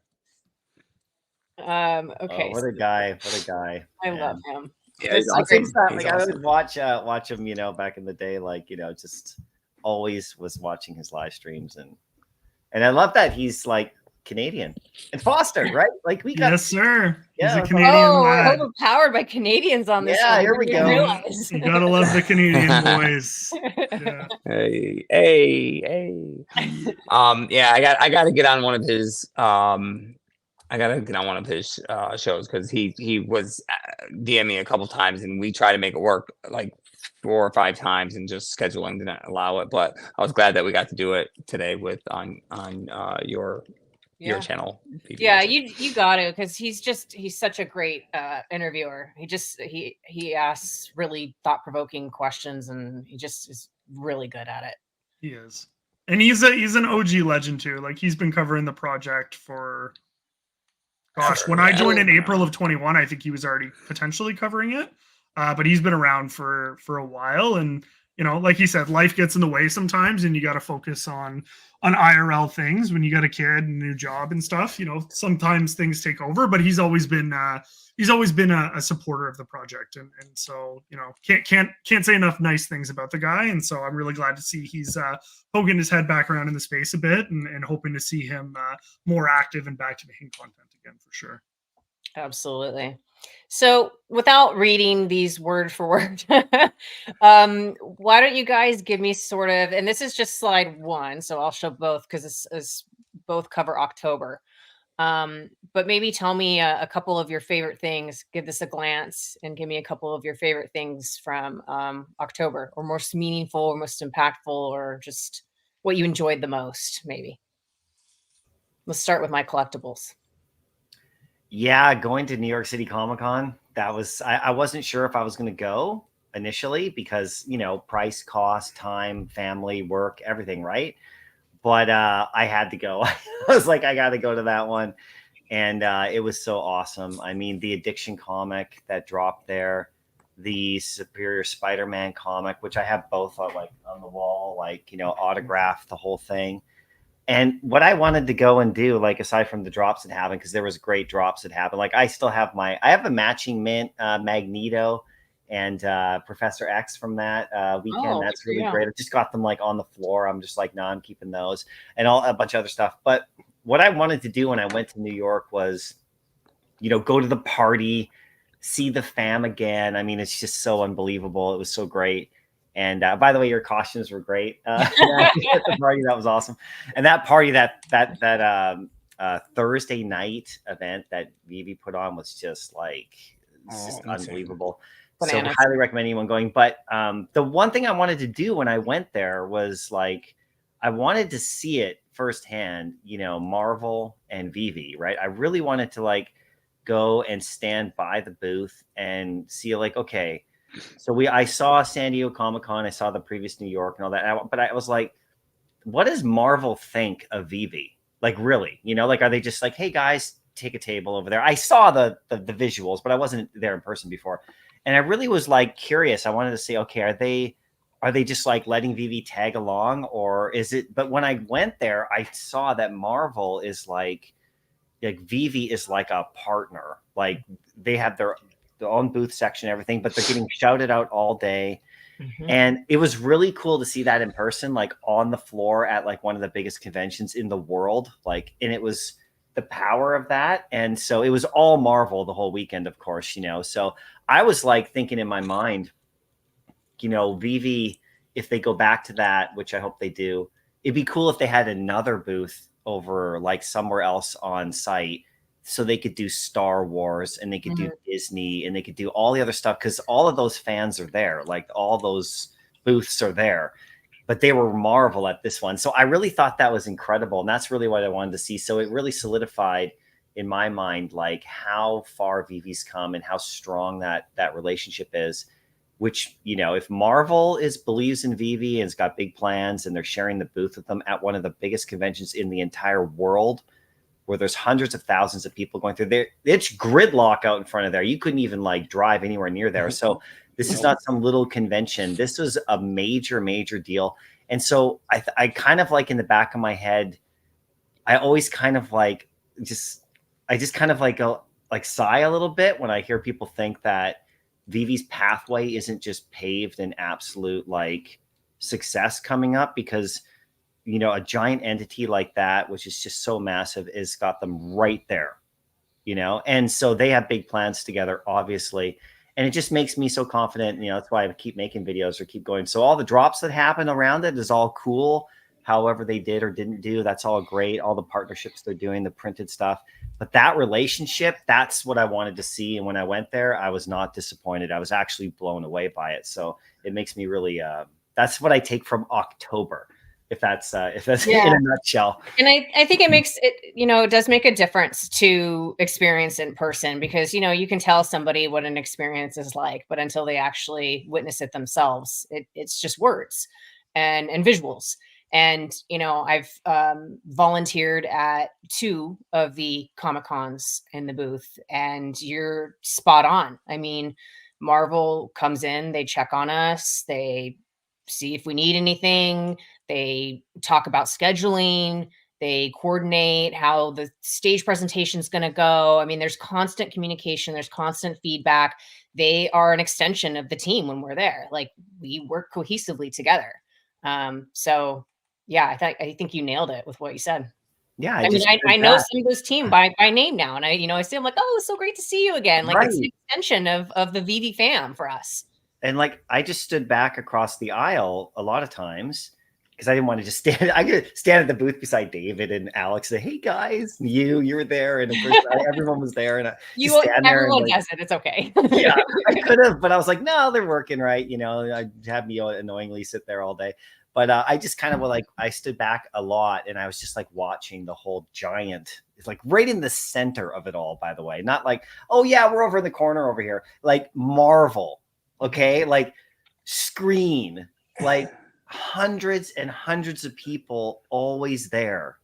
In VeVe, like right there. So I just sat back and I just wanted to watch. Like, and really, you know, like, and really like just see for myself, like, is this legit?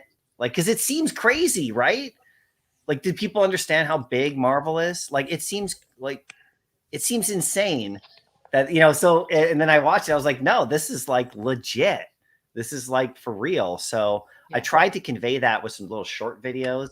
Got a little quick little interview with David, which was fun because he was, I mean, the guy's signing autographs like all day on those comics. Like, he doesn't have to do that. And then all the other stuff that happened. So yeah, it was great. It was just a great, it was a great educational experience to see like that partnership in full form. Yeah, absolutely. Oh, sorry, go ahead. I was going to say, what about you, Foster? No, there you go. Yeah, so I mean, I've been to New York Comic Con twice now, both times as a community member. And I've been to Anaheim Designer Con as well. And it's really an eye-opening experience every time you get to go to an event like this, and you get to be surrounded by like-minded people who share a very similar passion or interest to you.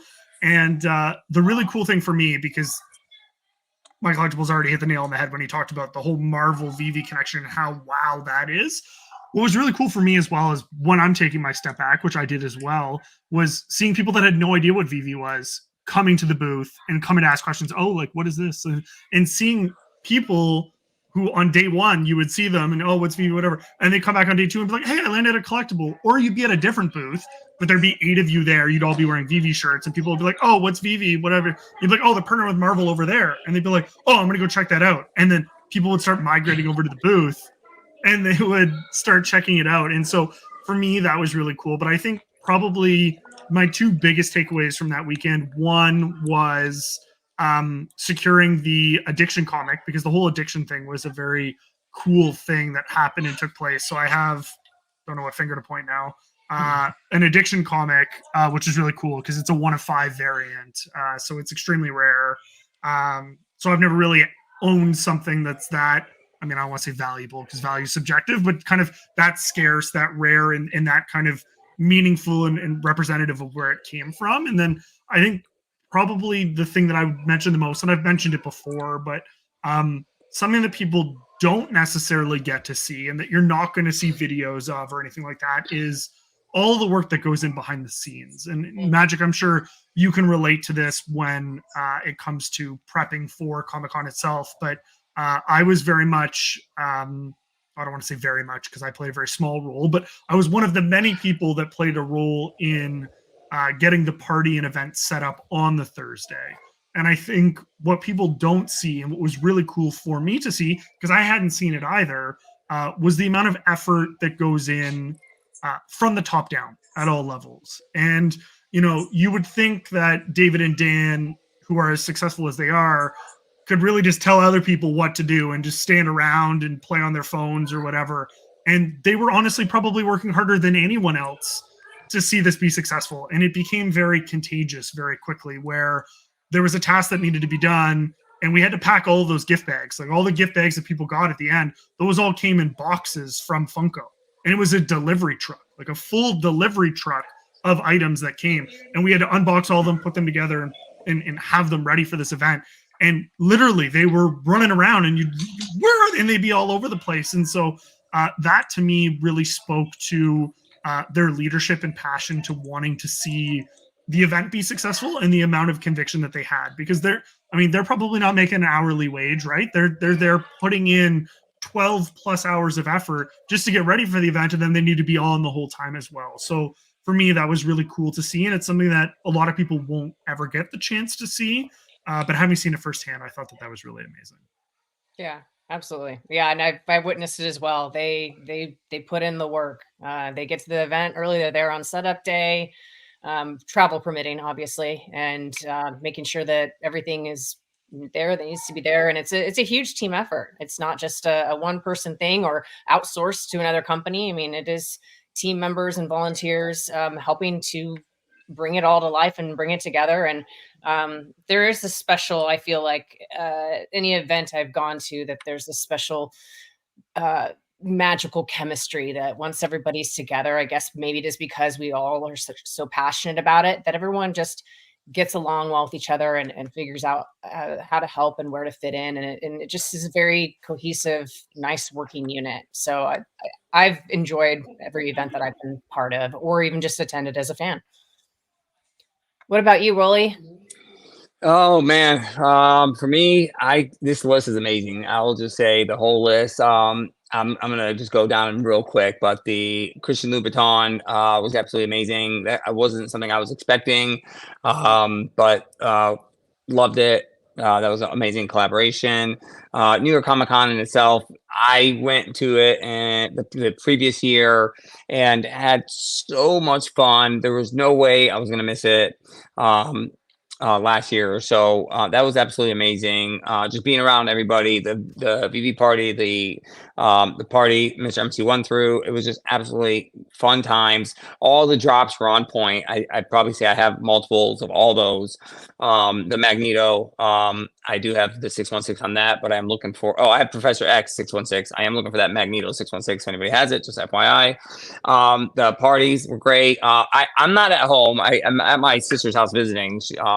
She just had I usually have some collectibles and stuff like that. I had one collectible that I keep with me, just because it's convenient to keep with me, but it was gifted to me by someone that's very special to me. So I got some stuff from some special people over there, but one of the things I got was this amazing, beautiful VeVe. I was just gonna bring that up too. Yeah, baby, let's go. You know what time it is. This is awesome. This was gifted to me by the one and only, the legend, Foster. Thank you. I love it. I enjoy it, man. The story behind it is absolutely amazing. All my buddies were in the military. So I got to witness some of their, their coins and paying for their, so on and so forth. But this is amazing. I appreciate it. I keep this with me everywhere I go because I do not want to be that guy that ever doesn't have it when the time comes. So this is something that I always keep with me, always. I love it. I love that. The Spider-Man comics were absolutely awesome. I did get a few of those. I gifted out a lot of them. I know I got to mail some out to some people. Thank you for being patient. I got a couple of Funkos I got to mail out. I appreciate everyone's patience. Just got a lot going on. I was able to get some signed by David and Dan, so that was absolutely amazing. Didn't get any graded, so if anybody was able to get them graded by all the artists and happen to get a 9.8, hit me up in the DMs. Might be willing to buy one off you or two. God, I can keep going. The addiction, me and Foster are kind of in the same page there. We still got to talk, man. I just been busy, but yeah, we got to talk. But the addiction comics, I went pretty ham on those. They did have the 9.8s signed, graded already. Grabbed a couple of those, and then grabbed basically one of each multiple of each variants. And Foster and I were blessed enough to get gifted one of the metal variants of the addiction. And I was able to get the set, the blue and the red, and it's pretty cool. Metal. It's a metal cover, and the pizza box on this metal cover. Bring it out. So, man, it says VeVe on it. Yes, there it is. It's absolutely beautiful. There it is. The VeVe box. Actually, you know what? I have stuff up on my screen that shouldn't be up. Let me minimize that first. All right. There you go. Yes, it's a beautiful cover. The metal, it just shines, it glistens, and then it separates itself from the other metal covers because that one has VeVe on the pizza box, where the other one has, I forget, something pizza company name or whatnot. So I was very excited to get those. David gifted those to us, and that was just very meaningful, and I was very appreciative of that. But all in all, just shaking hands with everybody and just having building on with the relationships that we already had. It was just amazing time. All the drops were great. It was just a great time. I love it. I can't wait. 2024. I'll be in San Diego, and I'm sure I'll be in New York. For sure, man. My collectibles, you use StreamYard a bit, I'm assuming, right? Yeah, so I was going to say that for Magic. Maybe try and troubleshoot with her for 30 seconds. I just got to plug in my mouse as well. Actually. Yeah, I was in the private chat. Maybe if you're listening, Magic, try stopping your cam and then maybe restarting it. I'm sure she's trying everything, but she's she's frozen up there, just like I was when I was in. I did a live stream for Mexico. I mentioned like a year ago, and I was on the beach, and the Wi-Fi wasn't so great, so I did my whole live stream frozen, even though everyone could hear me. Can you guys hear me? Yeah, we can. Yes, we can hear you. Oh my gosh. Okay, so you're still there. I'm obviously frozen, and I'm looking at my phone trying to like watch it. But if I click anything on the screen, nothing is clickable. And that's why I'm like, do I try? If I refresh the screen, I think it's going to end. No. Are you? So are you using StreamYard? Yeah. Okay. Yeah. And but you're not using it on your PC, or you are? I am on my PC. Yeah, but you can't. Your whole like Windows frozen. Yeah, like I can't click. I can't even like go back to comments. I can't click anything on the screen. Try going to a new window, going to your Twitter DM, and try clicking the link back to the stream again. I can't even click a new window. I mean, I guess I could. Oh, yeah, okay. I could like join from my phone, but I'm afraid that it'll make the drop. If you join from your phone from the same account, it might do that. Unless you can join from another. Yeah, can you just join from, because you don't have to be logged into StreamYard to join, because like I'm not logged into StreamYard right now. So if you open up the link in an incognito tab on your phone, you should be able to join just as a random person. But you're joining as yourself, and then you could just at least continue to talk. I don't think you can change. Yeah, I wish I could. You'd have to change the host.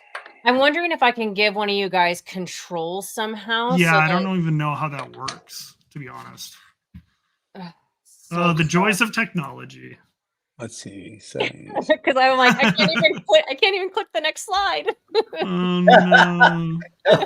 You know what? You can always read it, or you can't even open it. Hey. Yeah, sorry. It was right there with my Star Wars stuff. Right there. We'll forgive you. It was within arm's reach. Yeah, it was unfortunately behind me in my little. I had to clean my surface here because I was doing photos with Grogu, And but unfortunately, you were the last to show it, so that means you technically owe me and Foster VeVe a Magic nice is technically because she has one steak too. dinner. Yeah, her screen's frozen. No, her screen's Yeah. frozen. She might have showed it. We don't She know might yet. have showed it. My Mhm. luck. Yeah. Oh man, well, we can Yeah. always continue on with it. Right? So I only have one more slide, and it was just a few things. So let me see if it'll let me click and just bring it up, and I can read Sure. off a few things that are on there. My computer might Let's do just it. completely wig out. And apologies, everybody, if this ends. Well, everything else is normal. It's just your face is like just stuck there, but at least you're not in a bad. At least you're not in a bad. No. Yeah, your Mouth pose is got great. open or something weird. Yeah. I thought you were just standing still. I thought you were just doing a really good job at standing still. I was like, wow. She's just thinking. She's thinking really intently there. But you can still talk and you can still continue, right? Yeah. I mean, if Yeah. you guys can hear me, I'm just gonna let it go because Yeah. I don't want to ruin it. Yeah. I mean, it could have frozen on a worse image of yourself, so don't worry. Like, you look fine. It's good. So your mouth could have been stuck open like this. Yeah. And then, I got about 15 to 20 minutes anyway, so Yeah, and we should be wrapped up by then for sure. So I actually have two slides. It's the finishing off of the year, November and December. So November, this is going to go right to you, Foster. Magic. Sorry to interrupt you, Magic. Yeah. Why don't you? Can you screenshot us screenshot us the two slides and just shoot it over in a group text or something, maybe. And Yeah. Rolly might be able to share it. So I will text it to you, and I'll send it my other ways to them real quick. see my little stand right here. Bob seems to be convinced that you can rejoin if you leave. Oh, that's pretty cool. My coin! Did you drop it? Only on the Oh, desk. you got the. Okay, then you're good. Don't Yeah. It worry. didn't ding. If it touches the No floor, scratches, no ding. I gotta ask though, where did you find a stand, bro? Like, how did you get a stand? I need a stand now. Collectible shop. I have like hordes of display stuff. All right, This is like just a Mr. little MC. stand. And then check it out. Then I have a medium stand. Okay. Oh, And then God. I have Hey. a tall stand for even higher. So I have, believe me, I used to own a shop. I saved a lot. Of You money. probably have a lot of stuff, MC. I'm gonna have to. Me and you are gonna have to get together sometime, man, and let me shop through some of that stuff that you have left that you might want to get rid of, brother. Figure display cases up here, 50 counts. Oh, that is sick. I have one of those, but not with Legos. I have the Bear Bricks. It comes in like a big. It almost looks like a toy. You know how you take the GI Joes out of the action figure toys? Yeah. Similar to what you have, but you put all the little small bear bricks in them until you fill them up. It's pretty cool. It's like you can do 100 of them. Yeah, it's cool. Well, look at my light box right here. See these? LED light. Oh, that is sick. And then inside there, I have shelving little mini like stagger things. So I have tons of those. So yeah, I saved a lot from my store because it was all white, the shop, and very clean and simple. So that's sick. I really need to get some help with that. Yeah, because I have a lot of stuff that I need to display. I just don't know how to display it other than framing it and stuff like that. But you can get these light boxes LED lit, so there's no heat. You can get those at actually IKEA. Oh, cool. Oh, yeah, they're really IKEA, nice. Cool. IKEA's right down the road, so I can definitely hit up IKEA for that. They got a lot of cool stuff at IKEA. I seen they have the comic book, the stands that you put on the wall, and then you can hang your comics nice and organized. I just have too many comics to do that, but well, like see these little eventually. stands, right? These little yes, that's it. That's what I'm talking about.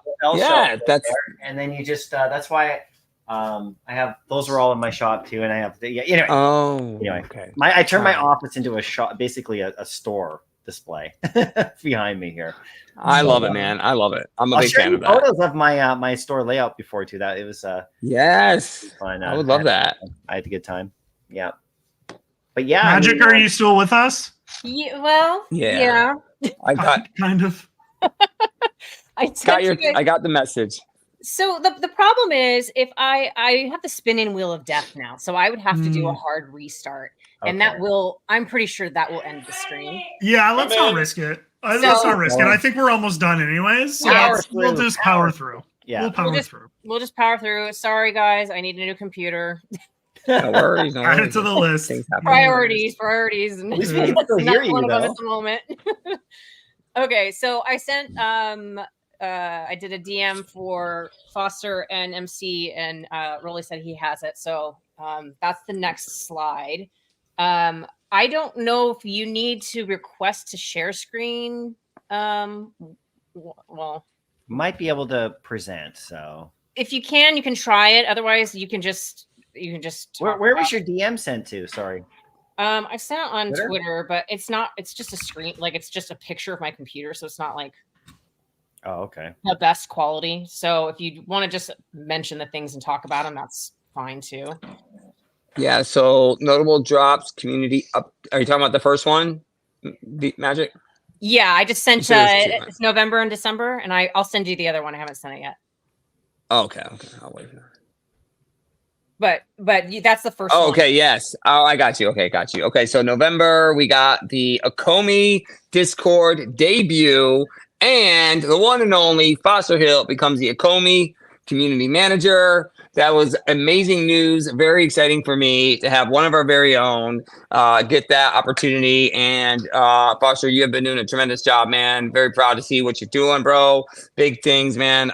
Just excited, man, for what you are going to bring. We know that you bring a lot of value already. So I'm excited personally to have you on board with the ecomi team as a community manager. So congratulations to you on that, man. And wish you all the success in the world. 100%, man. You're going to do amazing.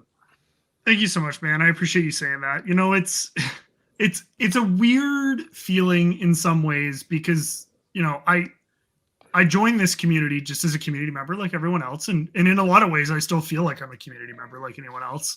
But it's never, I don't know how to explain it.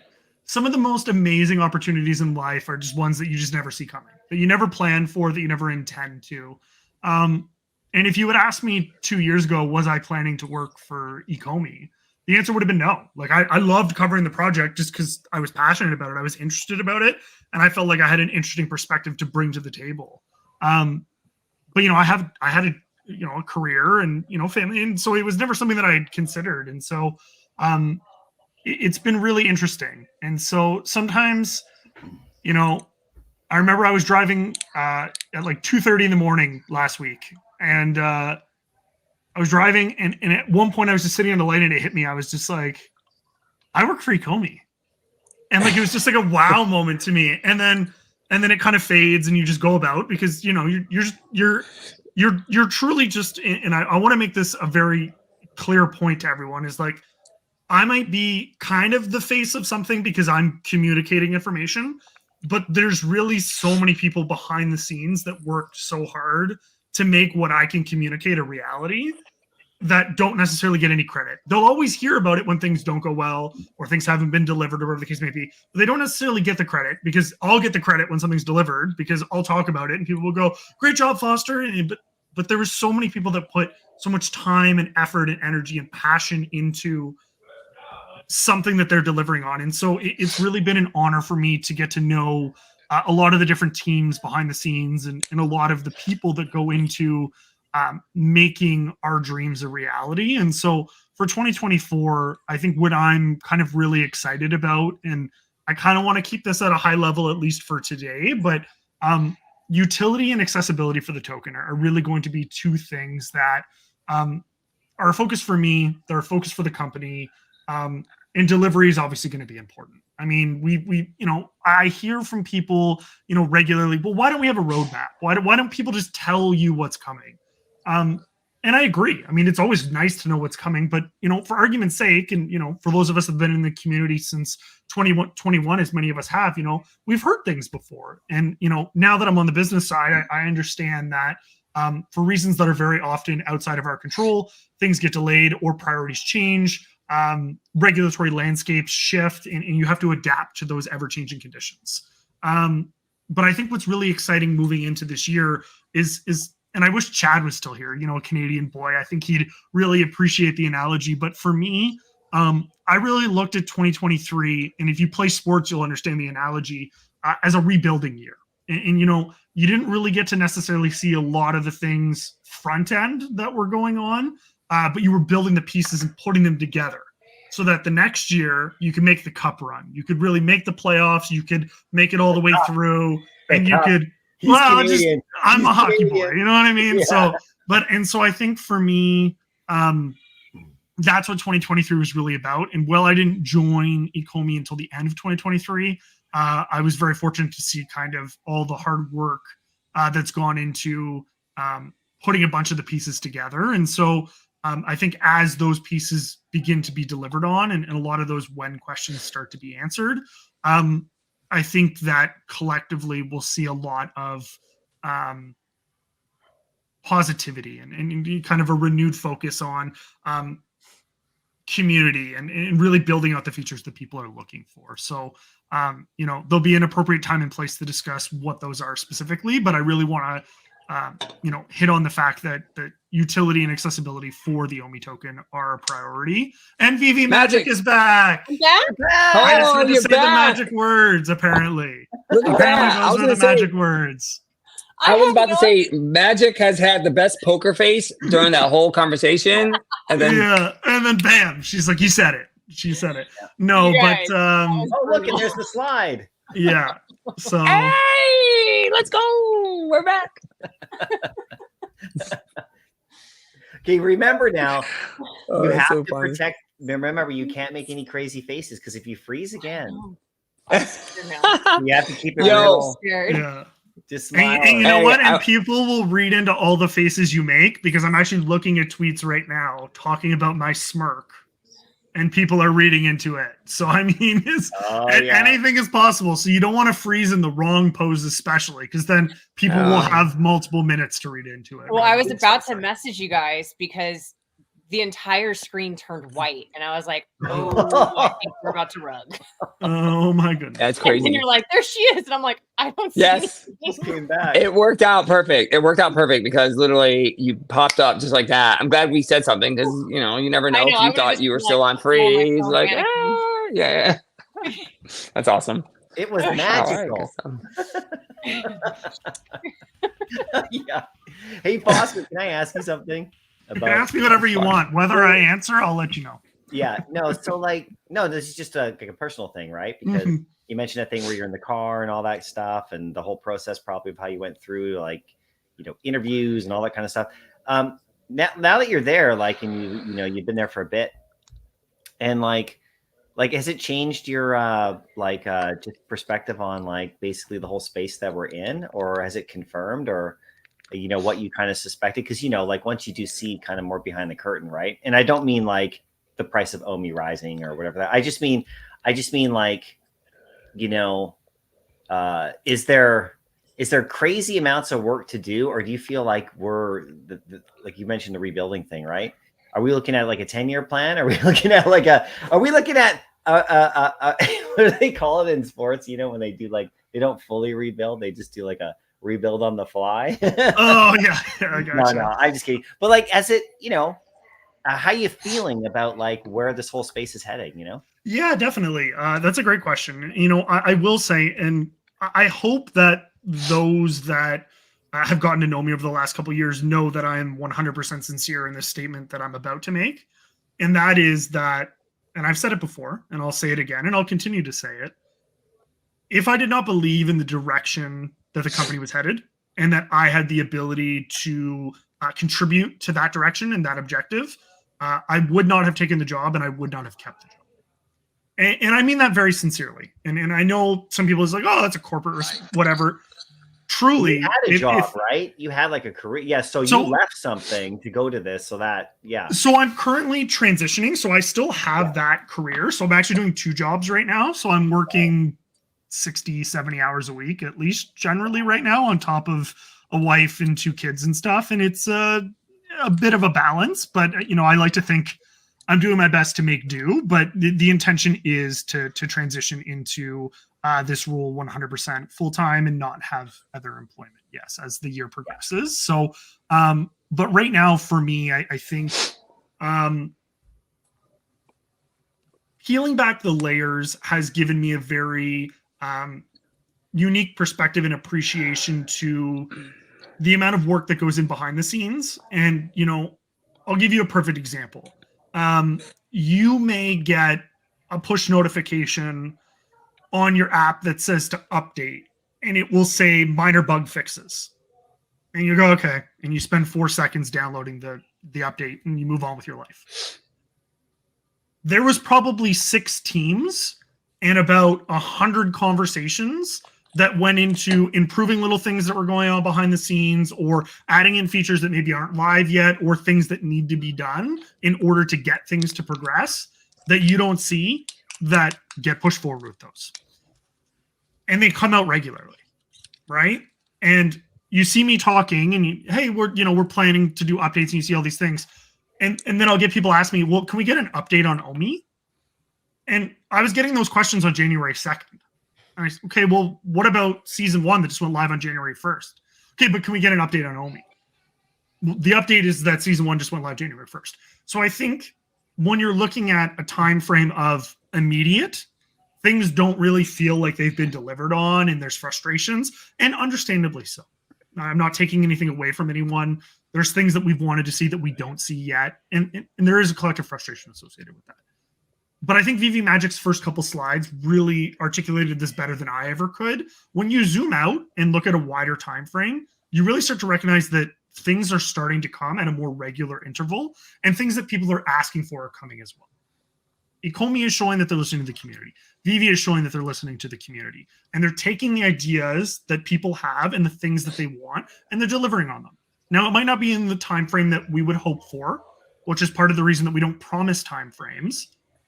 But getting the feedback from the community and having someone like myself who can directly relay that to the teams that are working on the products and features that will greatly improve the user experience and utility and accessibility for the features that people are looking for, it really puts us in a really great position. And so I feel like for 2024, like I said, the overarching priorities are utility and accessibility for the Omi token. How those come together, time will show.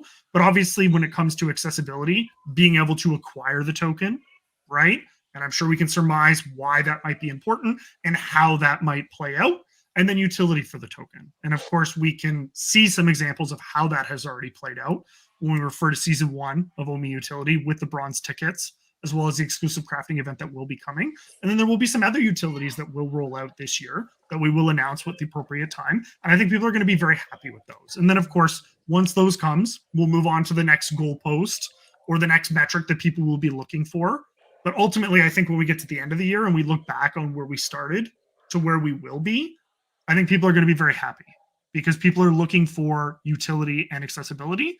And I believe that those are going to be the focuses and things that we're going to be delivering on.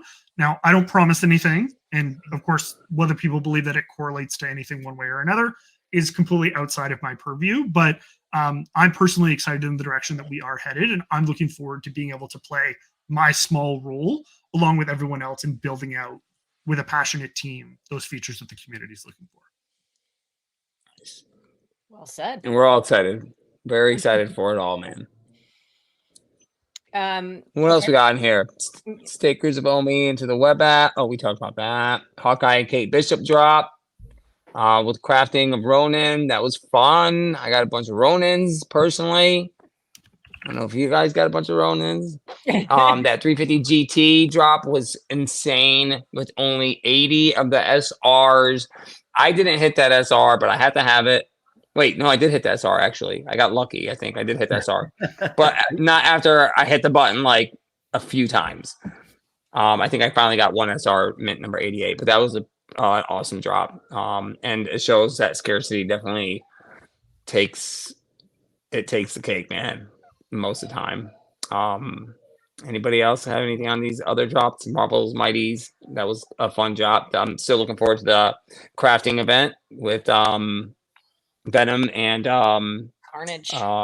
Carnage, yes, Carnage. And I know that's a mock, but that's a pretty sick looking mock, man. Yeah, it is. I'm hoping it Awesome. it comes pretty close to that. Coca-Cola, that just brings back old memories. I'm not that old, but just the vending machines, all in all. You know, growing up in a family that used to own like convenience stores, gas stations, grocery stores, all the above. I used to deal with, they used to deal with vendors, and we used to get those all the time, all different types of machines, all different types of Coca-Cola collectible stuff that I wish, if I knew what I knew now 30 years ago, I would have some pretty insane Coca-Cola, just all those type of companies, retail, like Coca-Cola, Pepsi, so on and so forth. I wish I had collected that stuff back in the day, but it's good to see it come back in digital format. And there are people that collect those vending machines in real life, as we've seen a couple people post some, but that's pretty awesome. That's pretty awesome. Yeah, that's been great to see. I'm going to go ahead and I believe this is the last slide, and then we'll wrap up and make a couple of comments about next year, this year. So these are just other notable things to mention. I feel like last year, VeVe did a really good job of stepping up the game with giveaways and rewards and community interaction and engagement. And I hope to see that continue to build and expand. I'd love to see even more engagement. I know we're still, waiting on an announcement of a community manager. So, I hope that person is able to bring a great set of tools for engaging more personally with the community and sharing the community's work. I was in a space listening to my collectibles a week or so ago, and you made some really good points that I completely agreed with. So I'm looking forward to that. But, as of now, it's, there's not a person in the role at this moment. So we have to be a little patient and how much engagement we can expect from them. But, the Discord team has done a good job of getting involved with also AR competitions, giveaways for master collectors, for gold logo, for drop shows. There's a drop show for every single drop. And if you're in that audience for the drop show, you have a chance by simply clicking a button and being there to, win collectibles or gems. And I like that they've done it on X and Instagram as well for some of these collectible giveaways. So, it's nice to see some of those holdbacks getting shared with the community, and hope they come up with even more interesting ways to do that kind of stuff. Then we had burns. We had a notable amount of comic burns, as well as the Maestro collectible. On December 31st, closing out the year. Thought that was kind of fun that they right at a second before midnight was the burn or something like that. Lighting them on fire. Yeah. And then, also just in general, there was a lot. We had some notable key comics that came out that are, grails in real life, and some also great FA characters that we got to the app. So I just think, these are the things that kind of excite me and that I find is worth noting. Of course, there's always going to be things that can be improved upon, but that's what this whole stream was about. It's let's also take acknowledgement of a lot of good things that happened and are moving forward and continuing to happen. I think there was a lot of good feedback. I think really the one that I'm going to take away and immediately pass on to the team is the sweep floor button for Rolly. I think I'm really going to push that along and only to his phone, get it updated immediately, and just let him. We're going to rename VeVe Rolly. It's just going to be rebranded and it's a whole new thing. Oh, you're making my heart melt, Fonzie. You're making my heart melt. No, you know what though, guys? I just want to say for myself, stuff like this is so valuable, and even just reading the comments, because reading the comments as well as people are talking and reading what everyone else is saying in the community as well. And there really is just a ton of really great ideas and feedback from the community. And I think that one of the great things about this community is that I really hope anyways that everyone feels like their voice can be heard and is valuable. And I think that, at least for myself, I really try and hear everyone out. Even if I don't necessarily agree with the idea on principle or initially, always try and hear the perspective of where someone's coming from. I think where people find that they don't get as much traction and maybe don't understand why as much is that they start by attacking people rather than disagreeing on ideas. And I find a lot of times when you turn something into an interpersonal conflict, you always lose the script and you never get the result that you're looking for anyways, because you're no longer focusing on the issues. So I think you know, some of the best feedback that I've ever gotten has been from people that I don't necessarily agree with, because they're looking at it through a different lens than me. If someone else is looking at something through the exact same lens that I have, then you're not thinking about something that someone else might not have realized. And so, you know, I think we have a really fantastic community and a lot of really great voices, and people do a really great job of providing that feedback and, you know, tagging us in the comments, and the content creators do a really great job of making, you know, very neutral content. I feel like that has definitely improved over the years. You know, I think obviously in 2021, you know, there was a very bullish narrative, and you often didn't hear a lot of the other side. And whereas now I feel like there's a lot more balance to a lot of the content, so you really get to hear a lot of the perspectives on all sides. And I really just feel like that helps the team and people understand where people are coming from, getting their feedback, learning from them, and then adapting to those conditions, and looking to just improve further. So it goes back to the analogy of rising tide raises all ships. You know, whether it's coming from a different company or people within the community, you know, there's always lessons that can be learned and can be grown upon. And sometimes you may not see that in the front end as well, but, you know, we'll go to, you know, have an idea or think a feature might be good, and you get through the first couple processes and even maybe start building it out, and then realize, you know what, maybe there's a better way to do this, or maybe there's a, you know, a more appropriate way to roll out. And so it can feel frustrating because you're not at the final product that you're looking to see. But hopefully in the interim, people do recognize that, you know, at least on the ecomi side, which is the side that I speak for, the utility and the accessibility for the token really are a priority. The OMI token itself is a priority this year for me. And if I didn't feel like that was the case, it wouldn't be something that I would speak on, and it wouldn't feel something that I would feel like I could speak on. And so, yeah, I'm really grateful to have these opportunities to come and speak to the community. So thank you for myself, Magic, for thinking of me and bringing me on here. And it was really awesome to speak to my collectibles and Rolly as always. And of course, you know, NFT Pirates chat as well. Really great to see him back and you know, participating in these as well. So, yeah.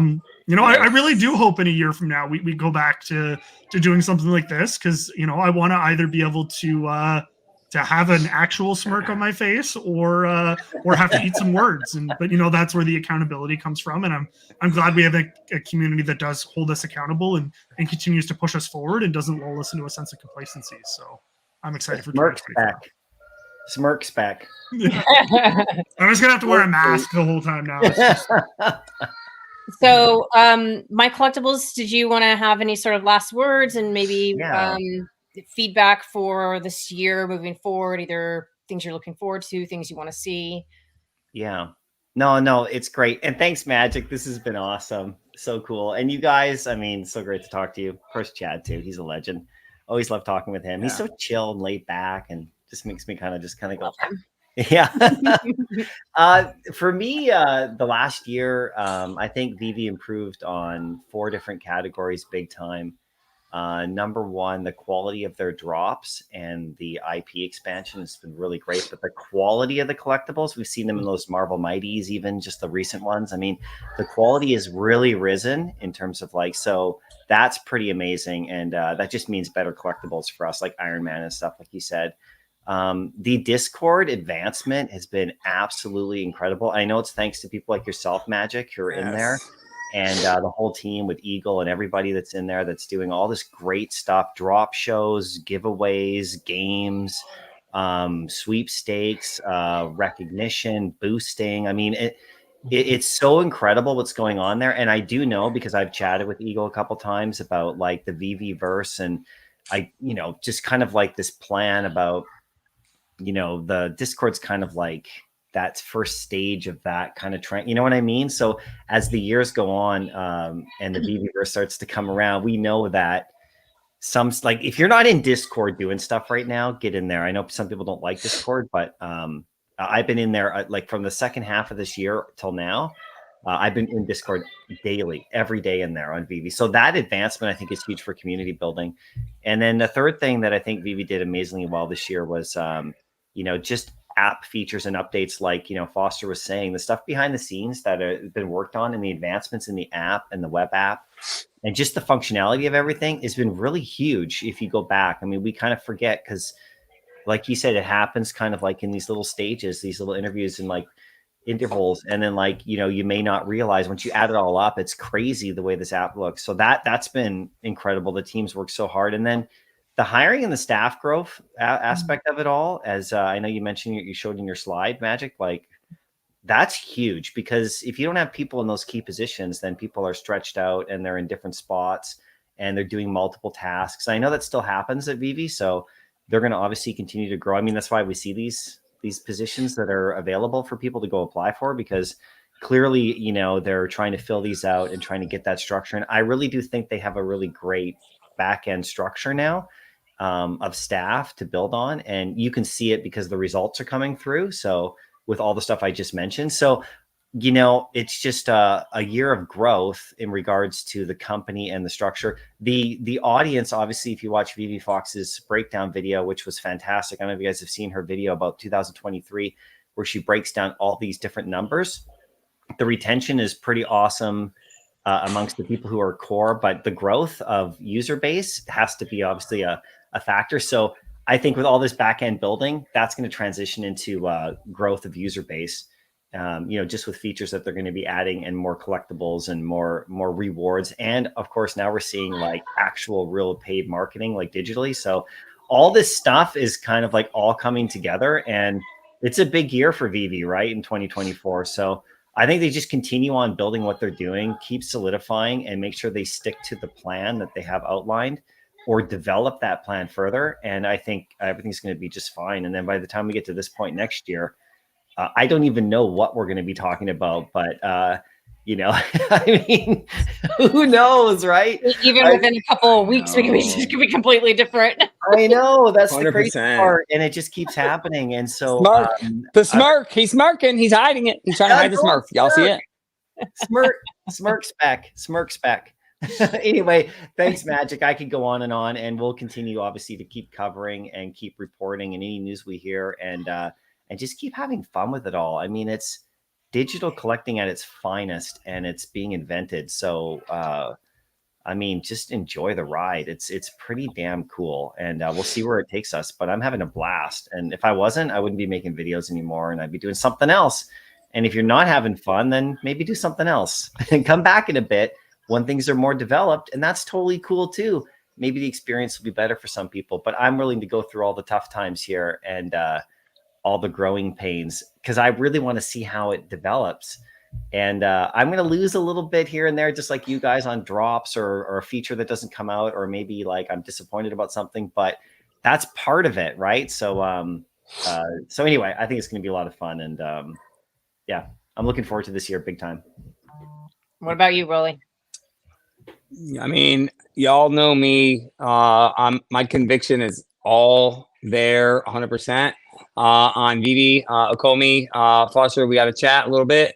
But yeah, gonna you know, start dibbling dabbling a little bit more on that side of things. I'm really looking forward to 2024 with all the things that was accomplished in 2023. You know, it's been tough, right? We've been through trials and tribulations, and we've had a lot of ups and downs. But to see all that positive insight that we just went through, that we all got to witness and be part of in 2023, that only makes me extra bullish, and it makes my conviction that much more stronger going into 2024. I have all the faith in the team. I have all the faith in the you know, the team being built, adding great people like Foster to the team definitely makes me, because he spends a lot of time doing his research, doing his homework, his time. Same with you, Magic. I mean, you are constantly, you know, you guys spend a lot of time doing your videos and your interviews, and doing whatever you can to work on bettering the community as a whole. It all starts with the community. I feel like the community is the foundation for the project, and if you have a very strong foundation, you build from there, and nothing can knock it down. I really feel like our community is the strongest foundation out of any community out there, and I'm in a lot of projects at the end of the day. So my thought process is we keep this foundation strong, we grow from there, and we just grow stronger, we build bigger, we build better, and at the end of the day, I'm very confident that our future is going to be great together, all of us. Very well said. All right, I will close out with a few final thoughts. Thank you, everybody, for being here and supporting the stream, and especially you guys for giving me your time. It's been over 2 hours, so thank you on a Sunday. I tried to find a time that would suit everybody, and also hopefully some of our international audiences, but it's hard. We got people all over the world. I'm excited to be traveling to France on Wednesday. I can't wait to connect and see everybody and hugs, and I'm really, really excited for it. And I will be helping out at the booth. So please come by and visit. And my outlook on the new year is I'm just gonna keep going the way I'm going. That, you know, I always try to focus on the positive in life. That said, I am exploring different things personally. I've got some new financial commitments, and I'm looking to get sort of back into my career. And so I may not be able to make content as much and as frequently as I would like. But that doesn't mean I'm gone. I'll be here as much as I can be here. But if I just get a little quiet, I do have a life. So I will do my best to balance. But yeah, I'm excited to see where the year takes me, and all of us together. And I think we're just going to keep building and creating and supporting. And that's what matters. And I have to share one thing. I'm going to share a post in a week or two about my acquisition that I have now, which is taking financial responsibility. But with it came this piece of art that was drawn by Tails for Silicon Secure. And after his passing, I said that this would mean a lot to me if I could have it, if that would be okay, because I have a relationship also with Tails. So I just wanted to give him a shout out, and it kind of speaks to goes along with sort of the drop today. Oh wow, that is insane! Amazing. Yeah. So That's does it insane. That is, with the drop today, that is incredible. Look at that. Yeah, so I just got the detail, timing. that's I literally got this yesterday, so I'm just like, I have to show this today. Did Tails draw That that? is amazing. I Tails mean, it draw- doesn't do it justice on the camera, but it's Holy Oh, smokes. you can see the details. No, you can And tell. You can Tails is a definitely beast, man. tell. You He's can definitely- artistic. That's He's amazing. definitely, yeah, he is a beast, man. Wow. yeah, it's Awesome. just very special to me. So I just wanted to That's share amazing. Thank you for sharing that with us. Cool. Yeah. Yeah, I And safe appreciate that. travels to France, by the way, for Thank anyone that's you. going, you and Safe anyone travels. else in the fam. And yeah, safe travels and enjoy hanging out with everyone. Yes. VeVe Beret. We need VeVe Beret merch. Oh my gosh, we should have a VeVe parade. That's like funny. some merch. There you go. Some merch. Oh man, yeah. I'm The just gold praying logo Doc gets holder got to get a gold beret. I love that. All right, well, take care, everybody, and we'll see each other on the Twitter sphere, YouTube sphere, everywhere. Looking forward to it. Looking forward to it. Appreciate you for having us, Magic. Anybody that hits that, well, I plan on hitting that as our Gondik drop. If anybody that hits it, y'all have my DMs. Reach out to me. Just saying. You plan on getting a couple though, like on the drop, Yeah. right? So I'm hoping so. like Just 2 or want that 3 song. maybe. Get the rebound. Yeah, if you get lucky. Doubt that's gonna happen, but All right, Thanks, bye, Magic. everybody. Thanks, Foster. Thank Thanks, you. Rolly. Yeah. Cheers.